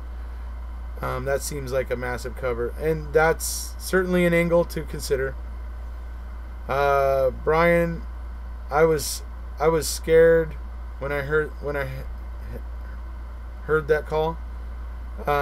Only problem with that, Marissa S., is that he had spent 18 years in prison, so he missed out on many years of sex, certainly. And it made him kind of like he still had the attitudes of a young teenager or a young 20-something. He's never had the opportunity to develop real emotional maturity when it comes to relationships with women and interaction with women. He just hasn't been able to develop that kind of sophistication because he's been jailed almost his whole entire adult life. So, hello, Erekose. We watched your live video. Oh, thanks, Jerome. Belgium's with me. I love it. Is it possible that Stephen and Brendan will be released from prison? It's possible. It's always possible. I'm gonna say that's probably for Stephen maybe possible, but I say for Brendan it's improbable. I think that he'll get out in 2019. But if a big piece of bombshell evidence smacks down, it's gonna shake some trees. It's gonna rattle some things. It's gonna move and shake. So we'll have to see. Obviously, if something big drops. Evidentiary hearings determine if the state met the proper burden of proof. True, I'm not saying yes they did it, just that I can't imagine going 18 years without and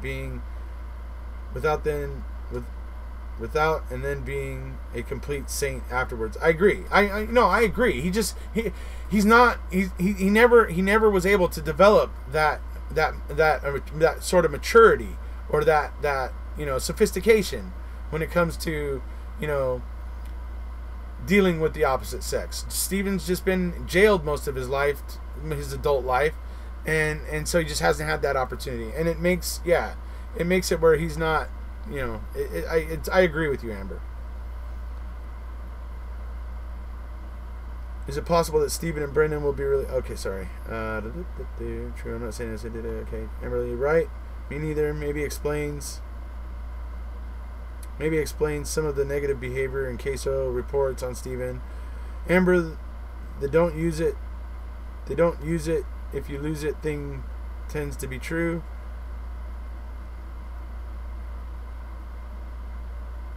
Steve was 43 in 2005. Okay, there you go. There's the answer to that question. A lot of people go without sex, but that doesn't turn them into murderers. That's true. SA was 43, yeah. Just trying to establish motive. The staircase is all kinds of messed up. The way he is makes me think, yeah, you did it. Just too much coincidence. But then I've seen an owl attack my friend's head. Have you? You've seen an owl attack your friend's head, Michelle. Please email me. Please. I'd like to talk to you about that. I think that Steve was 43. Yes, okay. That's got to be the fourth time somebody answered that. Let's see. Was it not Weeb? That is not what I'm saying. I'm a victim of rape 3 times over. I'm saying he would have weird sexual things about him. Lack of maturity is one. Exactly. If the case falls apart, and I hope it does, won't the perjury charges be rampant? If this case falls apart, and I hope it does, perjury charges for who, Jonas?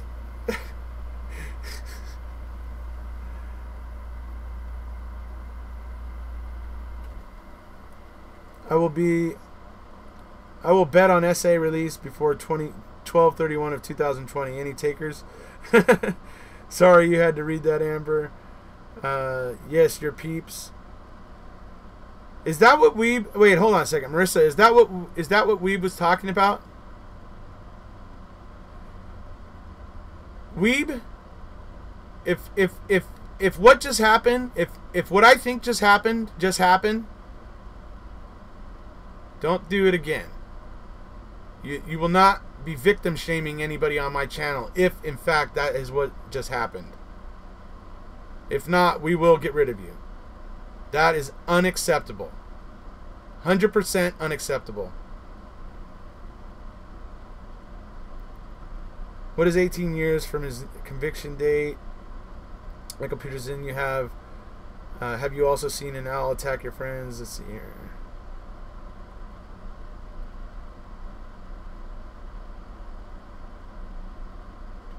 Don't forget cold case drawing of suspect looks like BOD, right?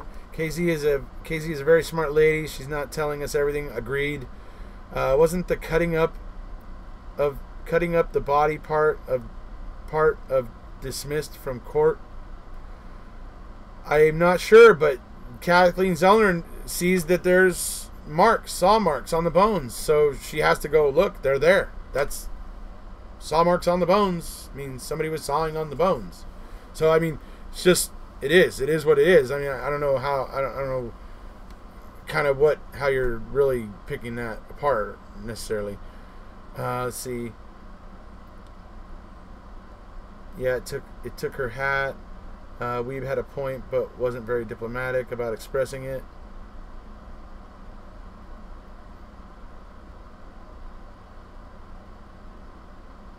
Amber Lee, he might not have had sexual oddities, lack of sexual maturity. I will agree with, but there are women out there that still give those guys a chance. Small town bars are full of them. Erekose, is it possible that Teresa had a car breakdown after leaving Steven's home? I would say it's possible, but I think Zellner's theory of her getting flagged down probably makes a bit more sense. But maybe. I mean, it could be her battery died, right? Could be her alternator failed, and so it wasn't charging her battery, and, you know, and that she was, like, experiencing some trouble with the car, and so she pulled over and it wouldn't start again. And maybe that explains why a new battery had to get brought in. And why there's now a Crown Vic battery in there. So, it could be.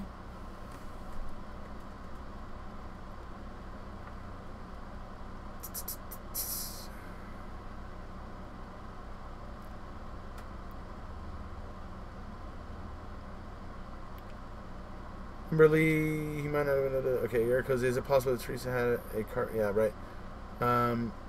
Doesn't make him a sexual deviant. Last night I mentioned that BOD Blazer burnt and it was crushed. It was TTM tweeted that info, but I saw on Reddit too. Okay, so that's cool. So and that just brings me back to all the things that are burning. I mean, we got Scott's trailer burning, we got this Blazer that's burning, and then it's crushed. You know, just so many things burning around this, and very, very strange.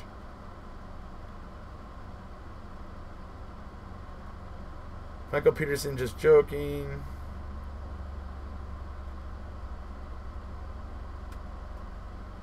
Scott and Barb cutting up Teresa. Okay, I don't know about that. Jerome, I think the reason the battery was dead is because when TH got out of the car, then stopped, she left the car in aux mode, and that could have drained the battery very well. That could also be the explanation for the battery.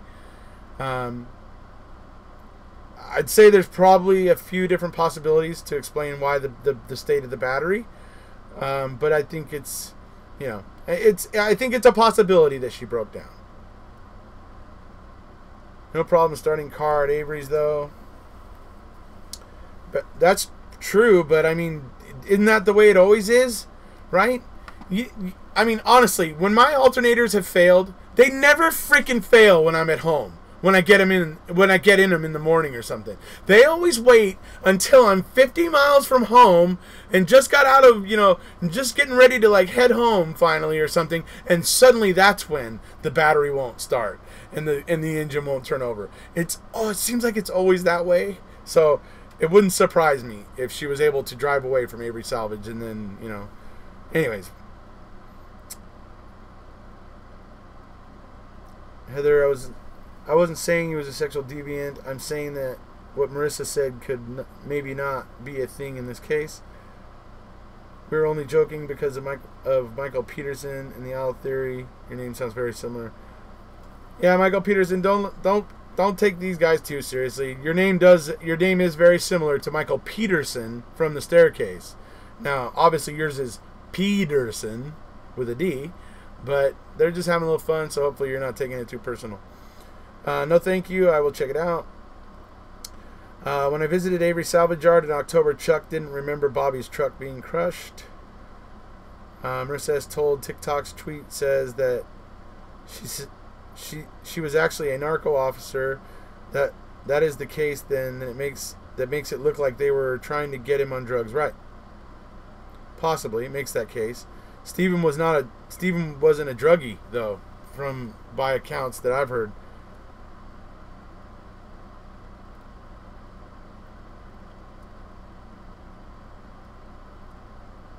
Have you a staircase or blowpoke, Michael? Jeez. Okay, leave Michael alone, guys. It was the court opinion. It was the court opinion that had Kathy. I believe so. I believe it was the appeal. The appeal note. Well, you know what? Hold on. Let me see. I should have that here. I think. Yeah, I think I have it here.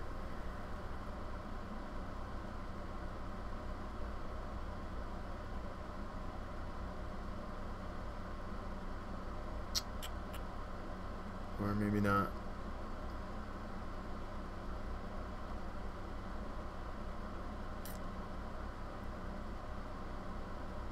Nope, I don't. I mean, I could get it back up, but it would take me a lot to do right now to get it up here, and I don't want to waste your guys' time, so let's see here. Or it could be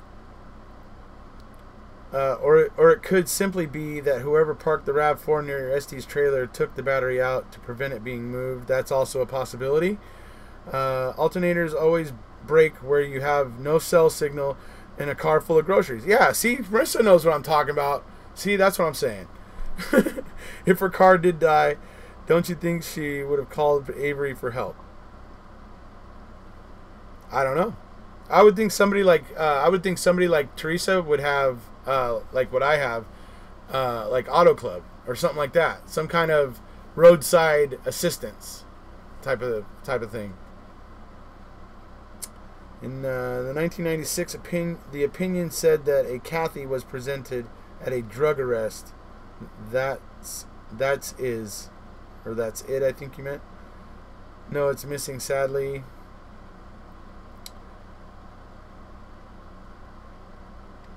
Ember, I think most people get it. Ember apologizes for misunderstanding. I meant perjury charges for everyone who falsely testified against Stephen Avery. That would be, yeah, that's probably would be a good thing, but I just don't think anybody's going to be motivated to do it. Unfortunately, nobody in Wisconsin, nobody's going to be motivated to bring prosecution against those people. So, I love your channel, Erekose. Thanks for all your commentary and info. Oh, you're so welcome, Carrie Pete. I think Jody is the key. Maybe DOJ was using her to get to Steven. Their agent could have planted bugs in his phones, possibly. Matches a blunt object and what it was supposed to be used for. The van was left there. Car might had a light left on for 2 days, according to 2 witnesses. Yeah, but usually it would go dead before 2 days. I've seen a real cold ass honky talking a load of gibberish about Catherine Peterson being attacked by an owl, or was pack of werewolf owls. Ow! So, you know, Mr. Capaldi, for somebody who believes that Michael Peterson is innocent,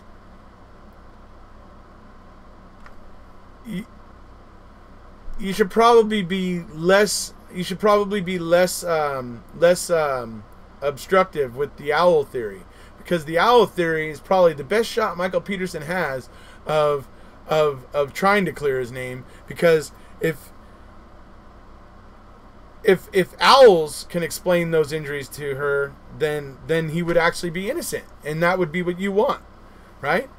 Me, on the other hand, I can't really make a decision. All I know is that I don't believe that the damage could have been created the way that the prosecution says it, and I can't say for sure that I don't think that Michael Peterson did it. Like I said, it comes down to me, big time. It comes down to me. Did Kathleen know about the extramarital stuff? Doesn't really matter to me that it was homosexual, but did she know about it?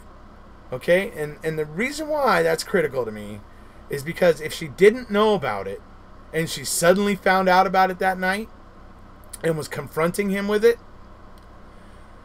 I know that he was very guarded about it at that time, very much in the closet about it at that time. He didn't want it getting out. He was very protective of that secret.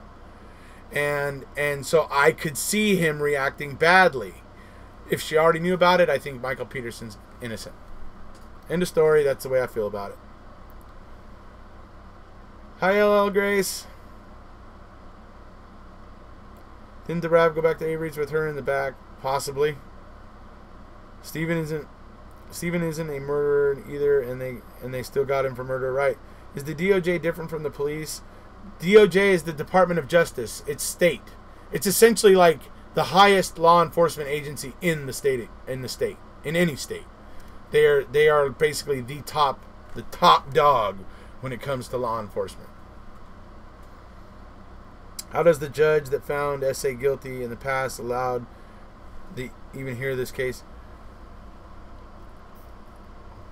Judge Sukowicz didn't hear any cases. Well, she did. Well, there was that thing about the Hallbox potentially trying to sue Stephen for the money that he got from the settlement. And apparently the Hallbox decided to let that go, and everybody decided to let that go. But for some reason, she held on to it for 6 months and wouldn't let it go. And took, like, I think 6 months before she finally signed that paper that ended that piece of litigation that the Hallbacks had started.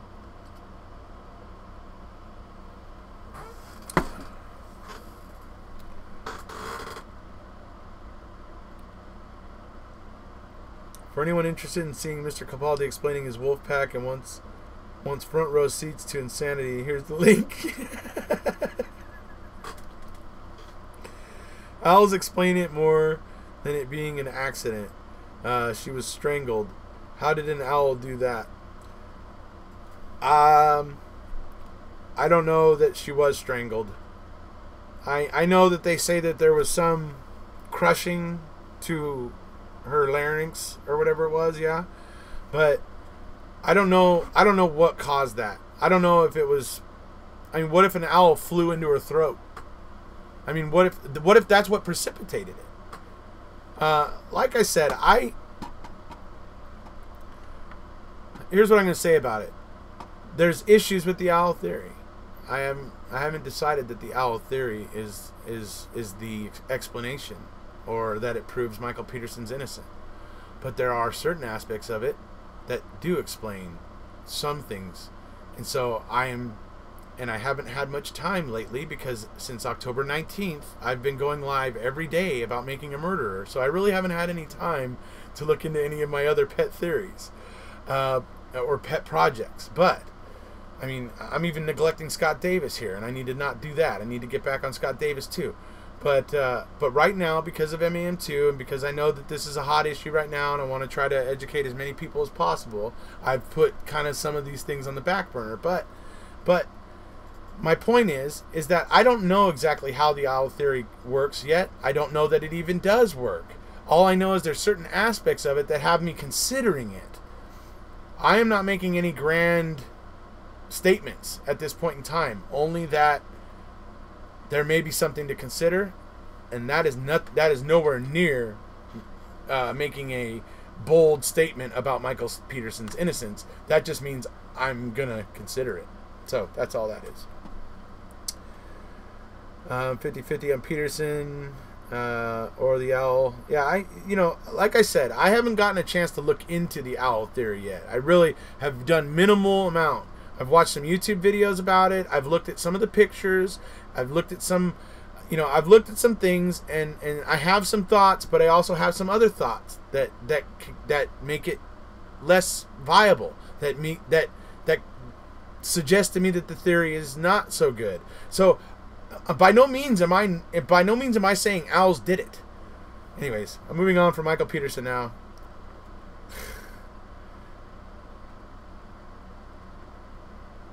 Owls are vicious, and they are, and I've seen pictures of what they can do to people when they do attack people. It is very gruesome. It's not nice. But like I said, I'm moving on from Michael Peterson because I'm not getting dragged down in the owls right now, because I haven't even stated that that's my theory of what happened, and somehow I think people in here are assuming that it is. Anyways, I find it weird why the Hallbox letting the civil suit go to avoid a hearing. I'm not sure what the story is behind that, really. Dragging their feet on letting KZ see the RAV gives them time to tamper with the battery evidence. Civil suit would have exposed the truth. Look at the OJ trial. I don't think that I don't think that a civil suit was worth it. What money would they have actually got? A 16-year-old who had zero assets and an exoneree who had no assets doesn't pay well. I know someone who roundhoused an owl to protect their dog, and that thing stalked her for 2 weeks. Oh, wow, really? Sorry, Erekose, didn't mean to distract you on the owl thing. Well, it was just, somebody was getting pretty kind of suggesting that I had said that is the theory, and I had not. I had not said that. So I don't like it when people put words in my mouth like that. And it wasn't you, Brian. It was somebody else. So that was what kind of bugged me. Maybe Peterson killed her with an owl. Sure. Why not? Okay, so let's see. If it says owl, I'm going to skip it. Okay, this one's about Stephen. Okay, here we go. Is there any piece of evidence critical enough to have guilters drop their belief in the quality of the SA and BD investigation? Is there any piece of evidence? I don't know, Joseph. I will say that that MAN2 and the evidence in it has seemed to have humbled them a little. So maybe. Let's see here.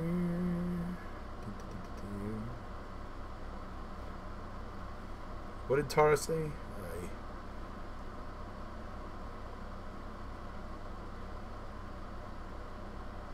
Hopefully a lot of people will go and watch all your great videos and learn about the Scott Davis and Megan who tried to get some of your videos banned. Yes, Megan has now succeeded in getting 2 of my videos banned in Australia because that's where she lives now.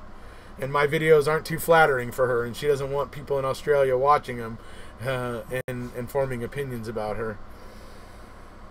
Too much blood in the staircase, and my wife fall down the stairs once. I would have take her off the stairs. Sorry for my name. No need to apologize, Michael. Come on, buddy. People were just having a little fun with you. There are tons of evidence that they just don't want to open their eyes to and look at. When it gets over 110 viewers, sometimes it freezes. Really?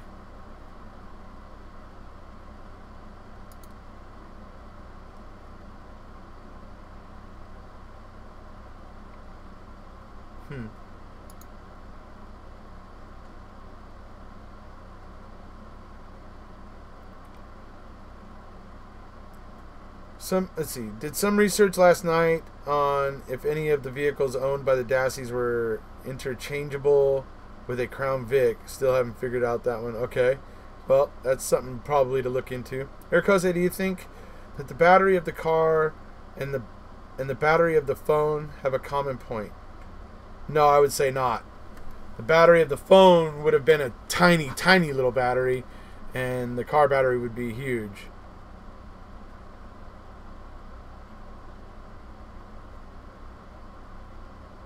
We don't let our dog out because of owls. Because of owls? Really? The owls will come after your dog? Do you like fish sticks? I'm actually not a real big fan of fish. I like tuna. I like making tuna sandwiches and stuff, but not a real big fan of fish. I would usually go for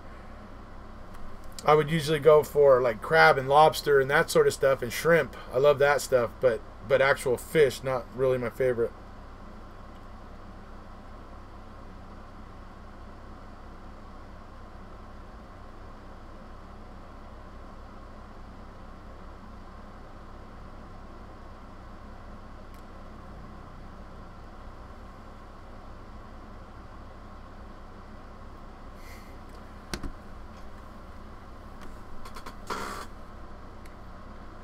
Shows me that there's 118, actually. Let's see, I'm having issues with the feed. Well, it is telling me my stream health is...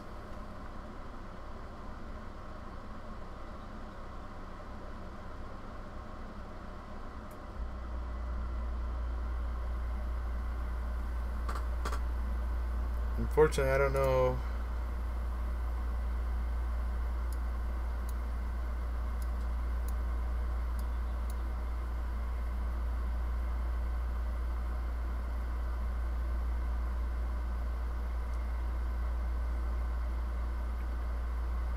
I have to look into why that's happening.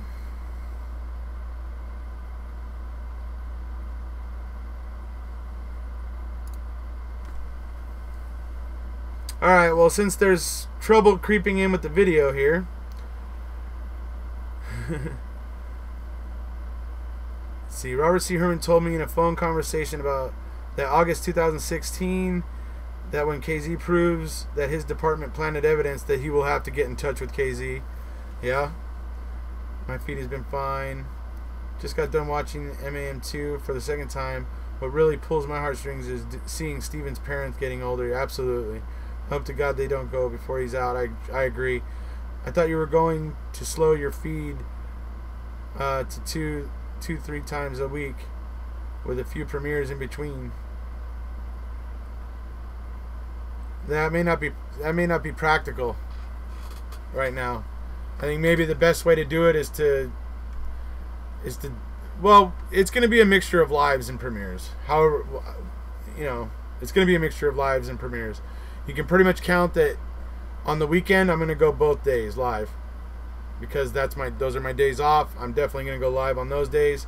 I'm definitely going to try to do more premieres during the week. So we'll see how it shapes up.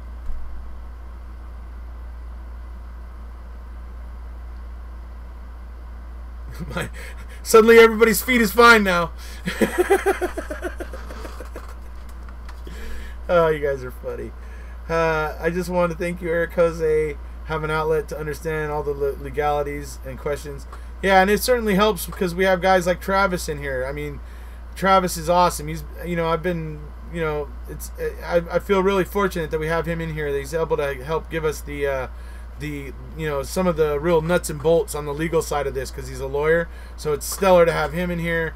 We got lots of smart people in here, lots of conversation, lots of meaningful conversation, in my opinion. Everybody hit like and, you know, thumbs up. Hit subscribe if you haven't. I'll keep going a little longer. I noticed. Let's see. I noticed that Kratz really freaked out on that reporter about the DOJ. Wonder if there is a connection. Well, he was freaking out because they were calling him on his sexting scandal. So yeah, he freaked out. He definitely was freaked out. My theory: TH battery died. Bobby saw and attempted to hit her, and she reacted. Bobby chased her. That's, I guess, possible. Certainly possible. Follow-up question to vehicle: what date did BOD have his blazer crash? I don't know. I didn't even know about it until Zellner's first Q&A. And in Zellner's first Q&A, she actually answered somebody by saying, I think somebody asked, where is Bobby's blazer now? And she answered with, it's been crushed. She didn't say when.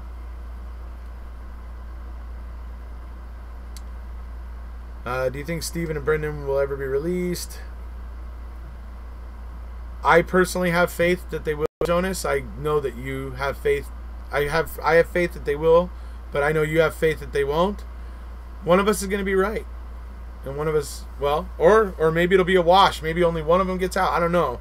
But preferably, yes. I would like to see both of them receive justice. Now, with Steven, for me, with Steven, that really means a new trial. And I'd like to have all the evidence gone through again unbiasedly with Steven and really determine his guilt or innocence. With Brendan, I think he's 100% innocent. Absolutely 100% innocent. So, yeah. I'm not complaining about seeing you. Phoebe already did like and subscribe. Let's see. Free law advice. Yeah. Well, Travis also admires the fact that everybody is here taking an interest. And so I think Travis is happy to come in here and offer his little bit of knowledge for us because he sees that there's so many people here actually being interested in it, caring about it, talking about it, passionate about it. So I can imagine that kind of helps him, you know, make the decision of wanting to come in here and help us out and hopefully explain some things for us. Because he sees we're so passionate, and that's a change he wanted to see in the world. So, you know,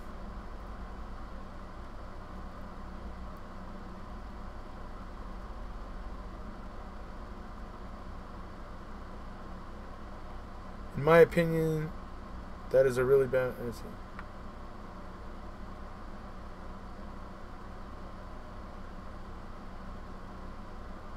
Oh, are you about getting legal advice from you, Travis? That's a bad idea. That's why the smiley. BMR. That's a good idea. We will only know how important the battery is when we know who owned it. Hello, made it, hooray! Hi, Cat Safari. Meditation. The whole depositions on Stephen First's wrongful conviction, they had a lot of motive to frame him. Let's see, the whole depositions on Stephen First's wrongful conviction, they had a lot of motive. Yeah, definitely.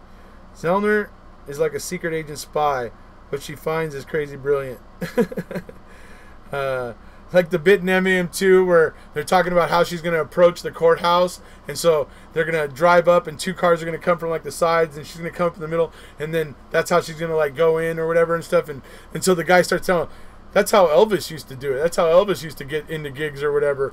And so that was, I thought that was funny when she's like, "Oh, so I'm Elvis now?" That was hilarious. See, Zellner, okay, they're testing Dassey Garage. Yes, they are. She said they are. Travis, nothing's free. That's true. If people are trying to ban your videos, you're maybe on something right. Well, certainly, that's what I think. Megan is desperate to keep people she's desperate to keep people in her home country from finding out about how connected she is to the Scott Davis case, and the fact that she knew that the person who was burning in a fire had been shot. How the hell she could know that is a problem. And the investigators ignored it. Everybody ignored it, and then they went forward with a completely circumstantial case against Scott Davis instead of going after the person who knew that David had been shot in the head while the house was still burning. How could she know that? How could she know that? So, yeah,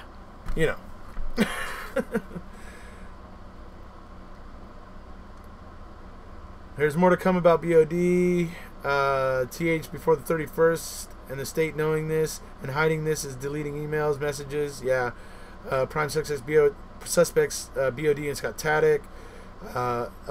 It's pretty funny to think that her moves are methodical right down to how she will walk into a building. Yeah. Yes, I would hope so. The computer is bad enough on its own. KZ will keep going and going until she gets him out, just like she did with Ryan Ferguson. At times, his case felt hopeless, but he's been out a few years now. Exactly. And she's won several cases where people have told her, "You'll never win. You'll never get that person out. It's never going to happen. You're crazy. What are you even doing? What are you trying for?" And she so far has gotten several people out that people told her she would never get him out. Stephen's just the latest that people are saying she'll never get him out. People are telling, "You'll never get him out. You'll never get him out." So, hope you don't end up like those people who have told her that before, if you're one of those people. Let's see here. Paul Capaldi. I agree, not proven linguistically makes more sense. Oh, is Paul going on about not proven again? Just tried to email you using the one in the link. Message failure. I don't know why that is. I've been getting emails. I know Travis is sending me emails. I'm not sure why that's happening. Maybe try again later. Here, let me see if I can see if I got anything from you.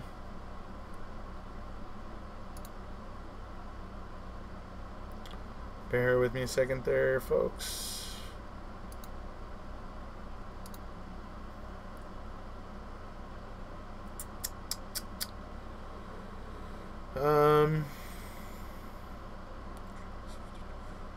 Okay, so I did not get that from you.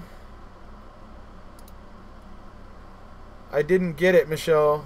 Where you might try again, but I do have other ones. I have one from Travis that he sent today. I have a couple others from today. It should work. I'm not sure what may have went wrong. It's Erekose, at gmail.com.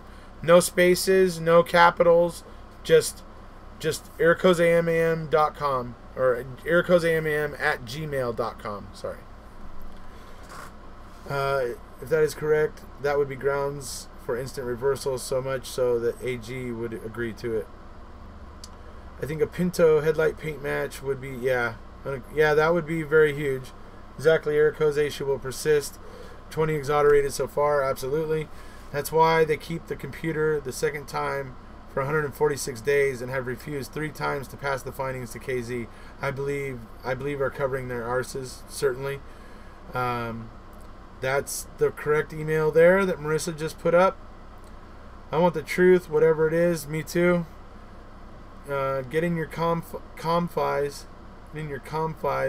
You need a break. Put your feet up. You got to take care of yourself. I'm taking care of myself. I'm good. A crushed vehicle is supposed to be deregistered, therefore creating a part of BOD timeline. Here in Montreal, watching these documentaries shows me how easy small town cops get away with a lot in America, and it's horrid to imagine how innocents were put to death from mistakes. Certainly. Erekose, are you going to do another video with Dave? Dave and I will probably do one at some point, but I've already got some things coming up here. I'm going to be talking to Sean Atwood hopefully this weekend. I'm hoping this weekend. I'm going to be finding out hopefully today. But I'm going to be talking to Sean Atwood, and at some point I'm going to be talking with Fresh Start Monday, and then I have another special guest for you guys. I'm not going to tell you who it is yet. Another special guest that I am absolutely so excited to have on my channel. I will just say this: an expert in investigations. And so I've basically got those right now. I want to go ahead and focus on those first, and then I'll certainly come back around and me and Dave can have another little chat. Somebody suggested doing a Stacy Seabrook concert. I am going to suggest that to Stacy, and I'm going to suggest that we record it and put it out on the channel, possibly even try to do it live, and to where it's like a live concert here on YouTube with all the MAM music he's created. So I'm looking to even try to do that. So, but I am absolutely not. I'm not opposed to talking to Dave again. I like Dave Bagatka. He's a nice guy. Super nice guy. He's fairly smart. He's plugged into this case. He understands a lot of the aspects of this case. He's absolutely, I have nothing. I would love to talk to him again at some point. It's just that I got a few things on the plate right now, and then we can come back to it later. I am happy to talk about this any day, any time. Don't let your kids talk to the police. Yeah, understand that the presumption of innocence has eroded and proof beyond a reasonable doubt. Absolutely. Stephen needs to never go back home. And yeah, let's see. Stephen said he will move out of state. That's true. I did hear that. If he gets out, they won't try anything like this again. You would hope. Ow, intriguing. Would love a Stacy concert. Great music and rich voice. Yeah, well, I'm going to talk to him about it. I'll see if we can do it where he'll have a little setup, and him and I will do a messenger call, and he can just be set up on his side, and maybe do a little something like that. So that would be pretty cool if we can do that. I'll run it by him and see what we can do. Oh, thank you, Michael. You're so welcome, buddy. If SA gets out, should he move into the middle of nowhere like Alaska or live off the... I think just getting out of Wisconsin will be enough. I appreciate all your research and hard work. What's an Erekose, LOL? Erekose, for those of you who don't know, Erekose, that's just the name I've chosen for this channel. Erekose is my favorite hero from my favorite fiction. I'm a big fan of the science fiction and fantasy fiction writer, Michael Moorcock. And Michael Moorcock has a very, very interesting little little kind of, I don't know how you would call it. He created what's called the multiverse. He was actually the first one to coin the phrase multiverse. And anyway, he has a series of books, and there's a bunch of books where the characters kind of interact through the books and meet up with each other at certain points and do things like that. Well, anyway, there's 4 major incarnations of his champion, what he calls the champion or his hero. And there's 4 major ones, and Erekose is one of them. Erekose is my favorite.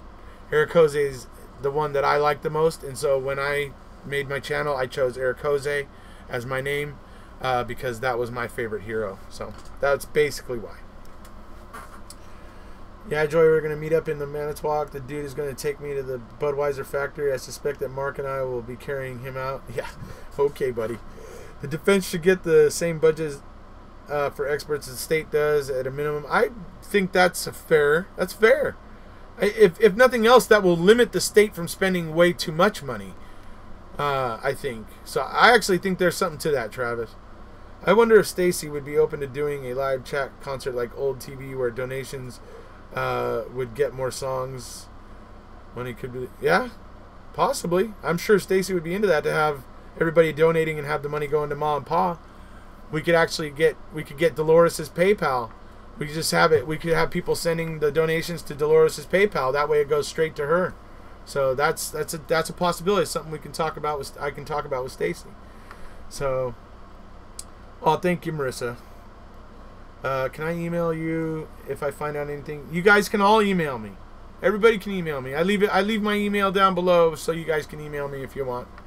I'm unfortunately don't get to check them every day, so please don't shoot me if I don't get back to you right away. But yeah, you can always send me an email. What depends on the state, Lori? Equal money for the defense. Somebody in Michigan said he could move on his property when he gets out. Yeah, my friend Johnny in Oklahoma said the same thing. Swan Song by Christopher McCammon.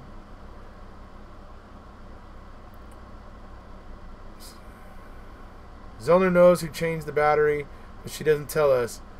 But who do we think did that? Colburn. Expert budgets. There's no state that does that. Wait, expert budgets. There is no state that does that now. You are given a paltry, not poultry, sum for experts. If you are appointed, fortunately, most of my clients can hire experts. Oh, I see. So you got the rich people.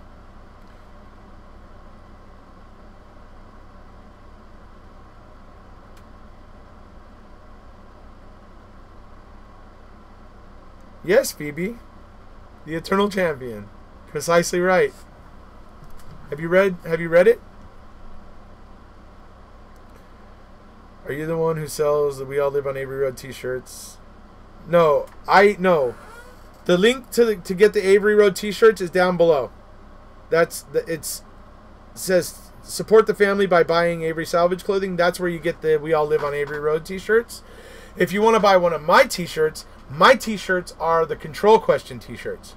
Those are my t-shirts. If you want the one of the t-shirts that says, well, here.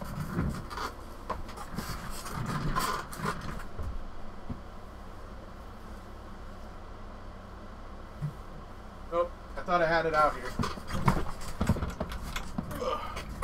I thought I had it out here, but I don't. Sorry.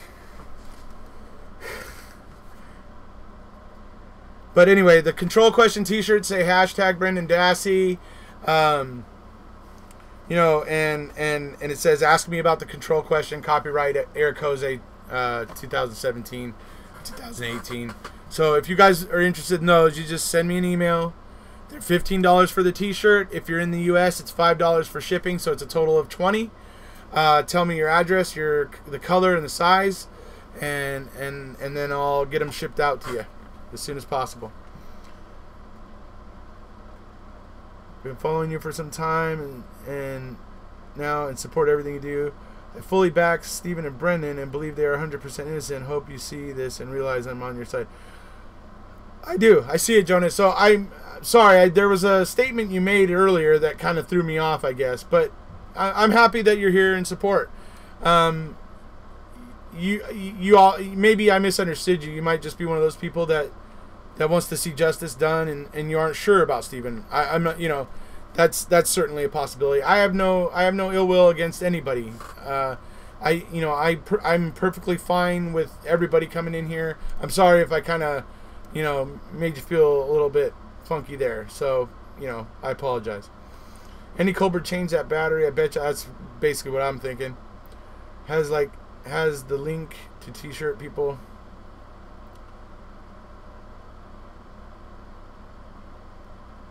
And they seem to be legit 100% Avery family. Yeah, it is. That's all going to the Avery family. I've done business with the guy that they have running the website. I bought my shirts. My first batch of control question shirts, I bought it from that guy who makes their clothing. So I know it's all legit. It's all legit. That money from that clothing, the link down below there, that money goes to the salvage yard. Sorry, it was my fault to bring up the. Oh, no worries. No worries. It wasn't the bringing up of the owls that bothered me. It was the person in here that started jumping on me and saying that I was saying the owl theory, that basically was putting words in my mouth, saying the owl theory was my theory. I was merely suggesting it as a possibility. So when the conversation started going that way, where it was my new pet theory, or that I was saying that that's what happened, I got bored of the conversation. So that's all that was. You're perfectly allowed to talk about the staircase and the owls in here, but if you start telling me what my theories are, then you'll most likely see me lose interest. In 2017 interview of B. Dassey, the investigators asked BD if he saw TH leave. He said, "No, I left before she did." At the 16-minute mark, strange, right?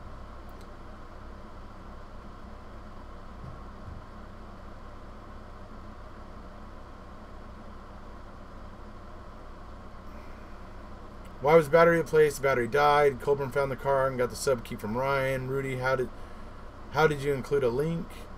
Just got my hoodie from Avery Salvage. They're really nice. Yeah, those hoodies do look nice. I got my We All Live on Avery Road t-shirt. I wore it in a video a few days ago. I'm not convinced SA is innocent, but I certainly know he didn't receive a fair trial, which is that's true, and I can respect that. Thanks, Tara. I'm feeling slow tonight. Very good point. Bobby should have said when I left, her vehicle was still parked, right? Do you have another live scheduled at this point? I don't have one scheduled yet, but if Laura finishes her live by 11:30, let's say if Laura finishes her live and I can start my live before midnight, if I can go live before midnight, I'll go again tonight after Laura. If Laura goes past midnight, then we'll leave it for tomorrow. The owl theory is that owls could have potentially caused the lacerations to Kathleen Peterson's head, because it's so hard to determine how she got these injuries. It's another thing that's being considered. It's not, in my mind, it's not proven yet, but it's something being considered. I'm still looking into it. I see some things about it that can explain certain things, and I see other things about it that are problematic. So I really don't know where I stand on the owl theory yet, but there is some things there that it does explain somewhat well, and some things that it doesn't. So the owl theory is a little strange, but it's basically along the lines of, as she was walking back to the house, that an owl may have came down and swooped on her and attacked her head and stuff.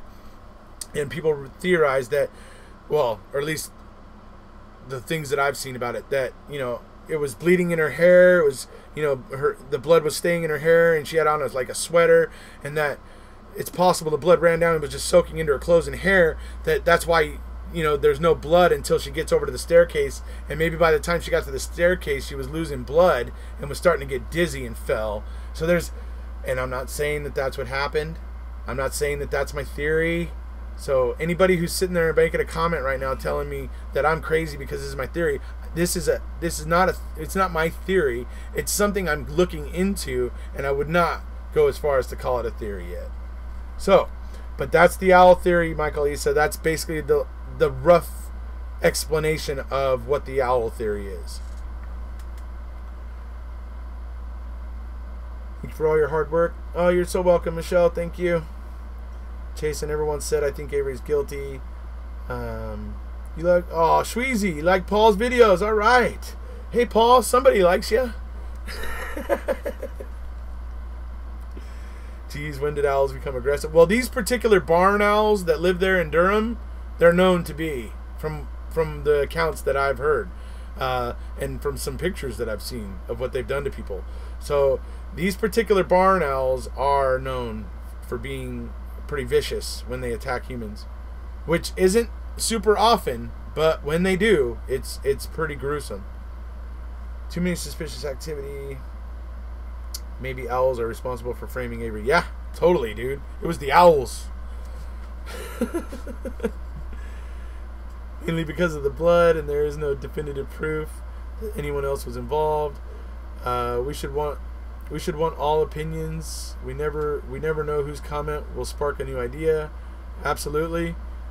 Purple X Cutie, that's Laura's channel. Yes. Thanks. I'll try to find it. I see your videos too and watch. Thank. Oh man, another one that likes Paul. Jeez.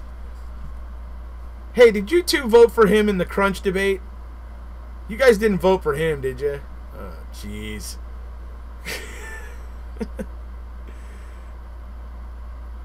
Much love, brother. I understand how this chat can become confusing, but I believe in you, Stephen and Brendan.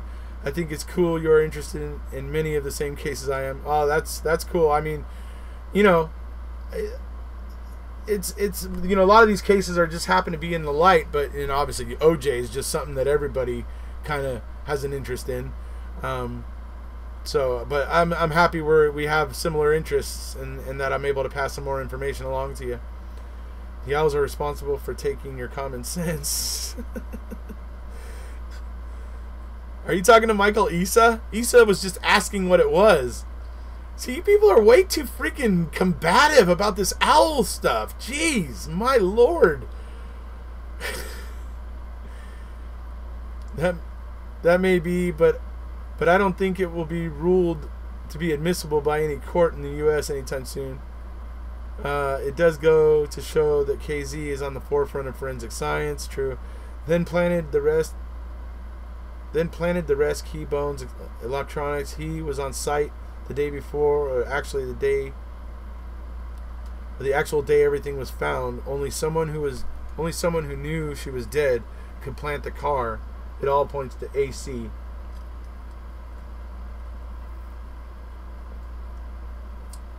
I don't know what the Crunch debate is.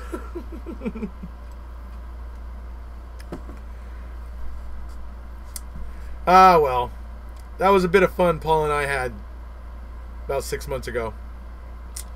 I want to think Stephen is innocent, but I'm open-minded until more is revealed.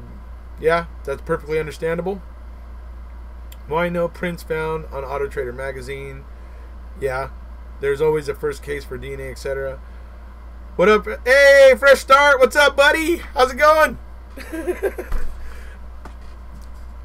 The owl theory makes the most sense based on evidence, and it's not like they blamed the Mothman. I like it, White Wave. I like it. Let's see here. What do you think about the theory Peg Lautenschlager being the mastermind behind this all? If there's any truth in that, the election of Josh Call might not help.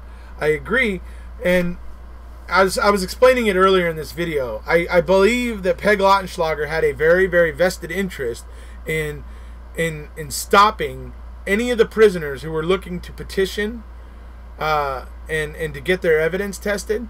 She was very keen to block them, because if, as I've said, there was 900 people at the time when after Stephen got out, there was 900 people petitioning the Innocence Project to get their evidence tested.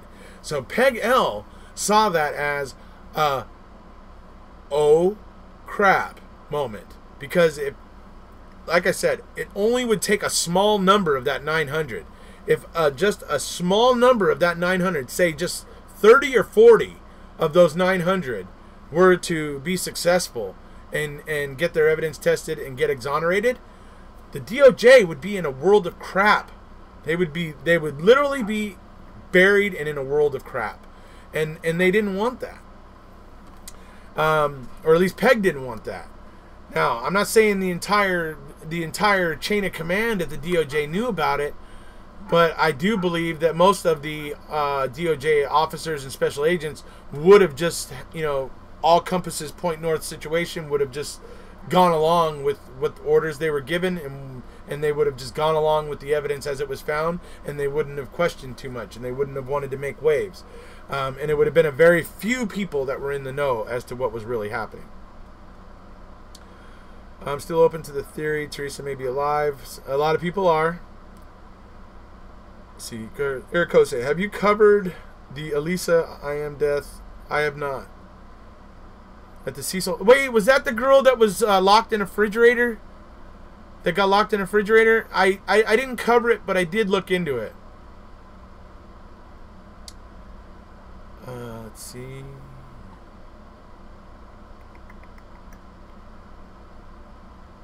Today is Friday. That is football night in Texas. Have to go watch my son in 15 minutes. Oh, all right. Well, it's been a pleasure having you, Travis, obviously. But I understand you're going to go see your son. I mean, go do that. But it was a pleasure to have you here, and it's a pleasure to be able to benefit from your knowledge. So thank you for coming. But maybe I will see you at midnight. Is that Pacific time? Yeah, that would be Pacific time. Hopefully Laura will finish up before midnight Pacific time. But she might not. Teresa's not alive. Okay, there. Hello, Grace. Paul is a gentleman who has been featured on here in talks with Erekose. He has his own channel about MAM. Yes, that is true about Mr. Paul Capaldi. Him and I argued about Captain Crunch, whether or not Captain Crunch was British or American. He's British, by the way. And you only have to go watch the Crunch Court the Crunch Mock Court oral arguments between Paul and I, with Judge Wilfox presiding over the arguments, and you just go check that out, and you'll see my arguments are very clear.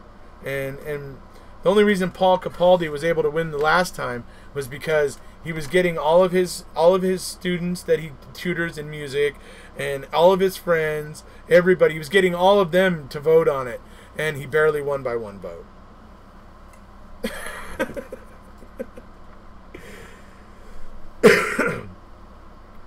Wow, that's awesome. Fresh Start Monday and Erekose video would be brilliant. Him and I are planning to get together here. He's, as far as if I remember correctly, Fresh Start, you were looking to get something, Skype recorder or something that you were looking for. By the way, I'm ready to go whenever you are. Yeah, I can just record it right off of my computer, and I don't need anything special. So whenever you're ready, dude, we can do that. Marissa thinks in a couple hours video. I've seen a couple hours his video. Now that I've seen his face, not good with names. Jessica Chambers was burned to death in the car. He is British. I'm in Indiana. Where are you? Because I'm West Coast. West Coast of the United States. That's your name, Marissa.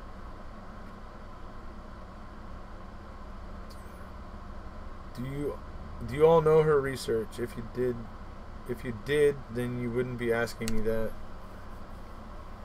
I literally just drove past the hotel she was found at. That's her, Marissa. I was close.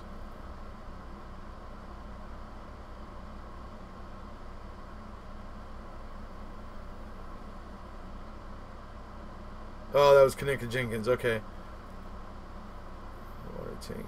Okay, no, I haven't. I don't know about her. I've never heard of her.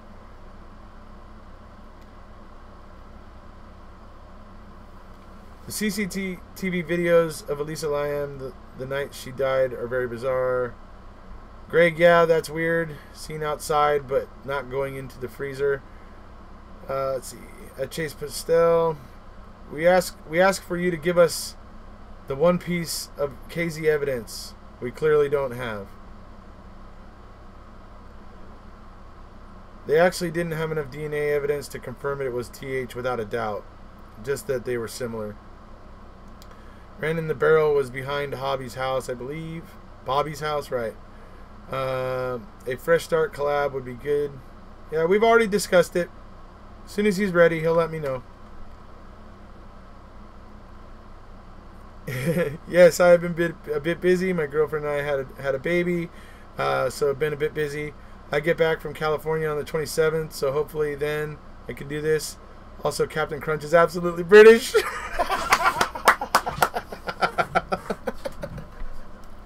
I love it. I love it. Thank you, sir. Thank you, Fresh Start. You're a scholar and a gentleman.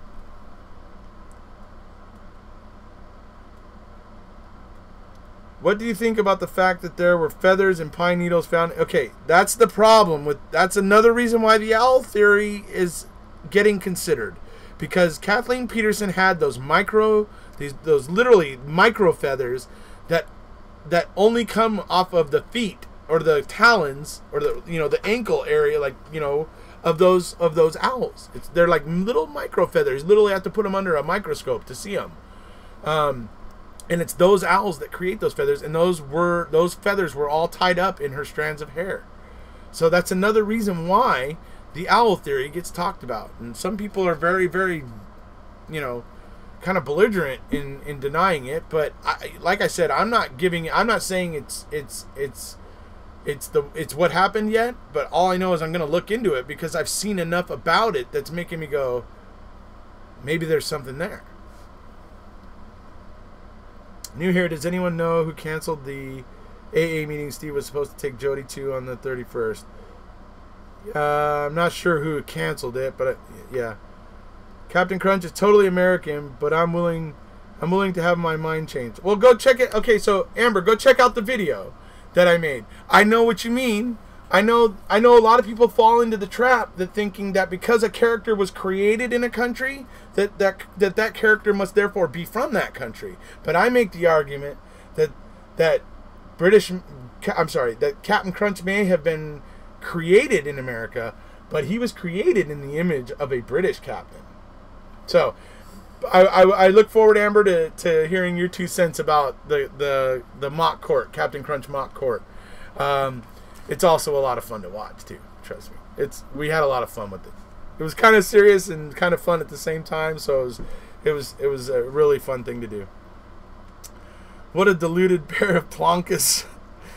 See, look, hey everybody, look, everybody, look. Captain Crunch just came in here and he just commented, right? What Americans do you know that say plonkas? Right? You see what I'm saying, right? Captain Crunch is British. Michael, the video was sped up. Also, she did have her glasses on. Looked like she was crazy, but she was likely perfectly normal. You seem to be...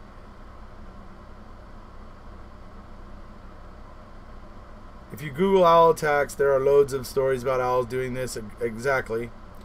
They even put signs up in places to warn you about aggressive owls, right? Wait, isn't Captain Crunch French? He has a Napoleon hat. Now that's true. He is wearing a Napoleon style hat. So once again, you're kind of putting your finger on something that Captain Crunch is definitely more European than he is American. So thank you for putting your finger on that point, Marissa. I appreciate it.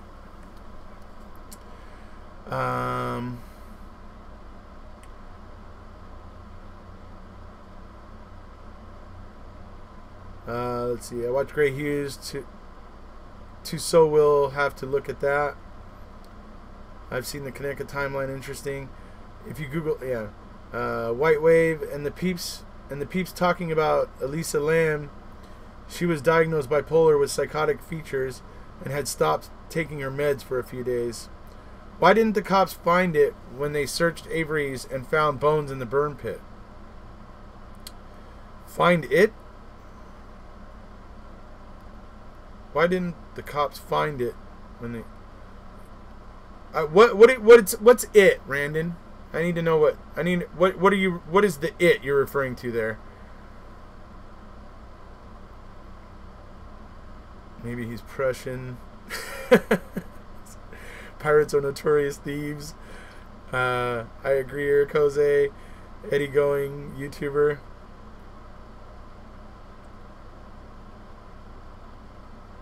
Has a layman's perspective of MAM, and would be an energetic addition to a collaboration with you in Fresh Start Monday. Eddie Going? I'm gonna have to check that out. Of course I'm American. Born in LA. I have an American accent. You just said Plonka. No American says Plonka. You Plonka. Joseph, only an extreme conspiracy theorist would actually believe that Teresa is still alive.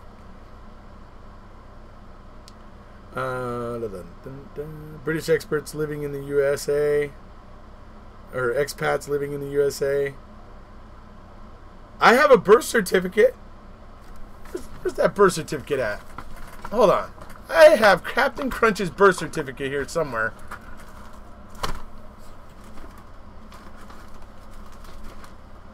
Alright, I'm going to show it to you next time. I'm going to find it, I'm going to show it to you next time. Not to stray people away from the stream, but after it's done, I did do a video on the owl theory. I totally think it's a reasonable theory. The cuts on her head look just like owl talons. That's one of the parts of it that is, that makes sense about it, certainly. Jason et al., I'm sorry, no disrespect to you or anyone who thinks she is still alive, but you need to realize it is a fringe theory, and it detracts from the credibility you have on other areas. Chase, you keep stating your opinions as fact. It's laughable. Let's see here. How do owls get in the house? No. Well, that's not the way I envision it. I don't envision it as owls were in the house. I envision it as she was walking back to the house, was really close to the house, and then one may have attacked her. But like I said, this is all speculation. I still don't know. I'm just saying that I'm going to look into it because there's some interesting aspects to it. Just haven't had time yet. And yeah, so Captain Crunch is in a blue coat, not a red coat.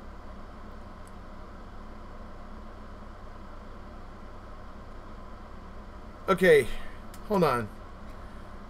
That's it. I'm gonna go get the Crunch video.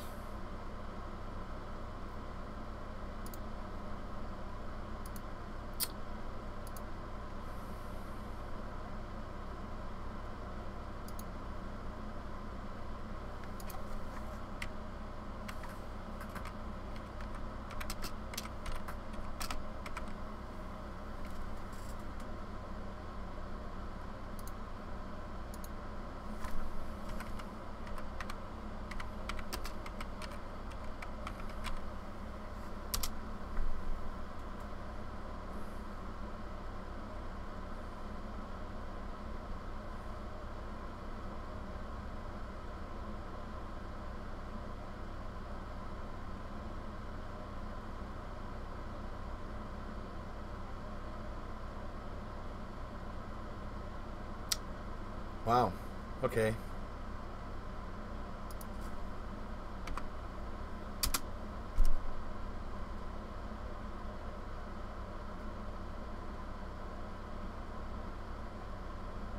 Well, I can't get it to come up. I don't know why. That's weird. Don't know why I can't get the Crunch video to come up. But you guys can go to my channel and find it. The owl theory came from a layperson following the case. Yeah, the neighbor, I believe. I believe it was a neighbor. It wasn't known. It wasn't used at trial. It kind of emerged after the trial. But Dave Rudolph has said that it was never introduced at trial. Were the bones typed back to? I looked at my TV and they showed Shimmy Sham, Stupid MAM showing the ugly souls. Do you know how ignorant you seem to me in lieu of Zellner's research? Okay, you know what? I think we're gonna go ahead and call it a day here, folks. I'm very sad to see some people I like acting very ridiculous right now. So I'm gonna go ahead and end this. And we've been talking for quite a long time. I think we've covered quite a lot of stuff today. We've been on for 2 hours and 50 minutes, which is quite a long time. And so as always, you know, very, very happy to have all you here. It's always fun. It's always, you know, I mean, I'm happy to create the place where we can all come together and talk about this. You guys all know that obviously the chat will be here, and you can probably continue talking to other people here for the next several hours if you'd like. This chat kind of stays open until everybody leaves it. So it's if you're interested in sitting around and talking with the rest of us for a little while, that's something you can do. So yeah, that's about it for today. If you haven't already, please hit subscribe. We'll see ya.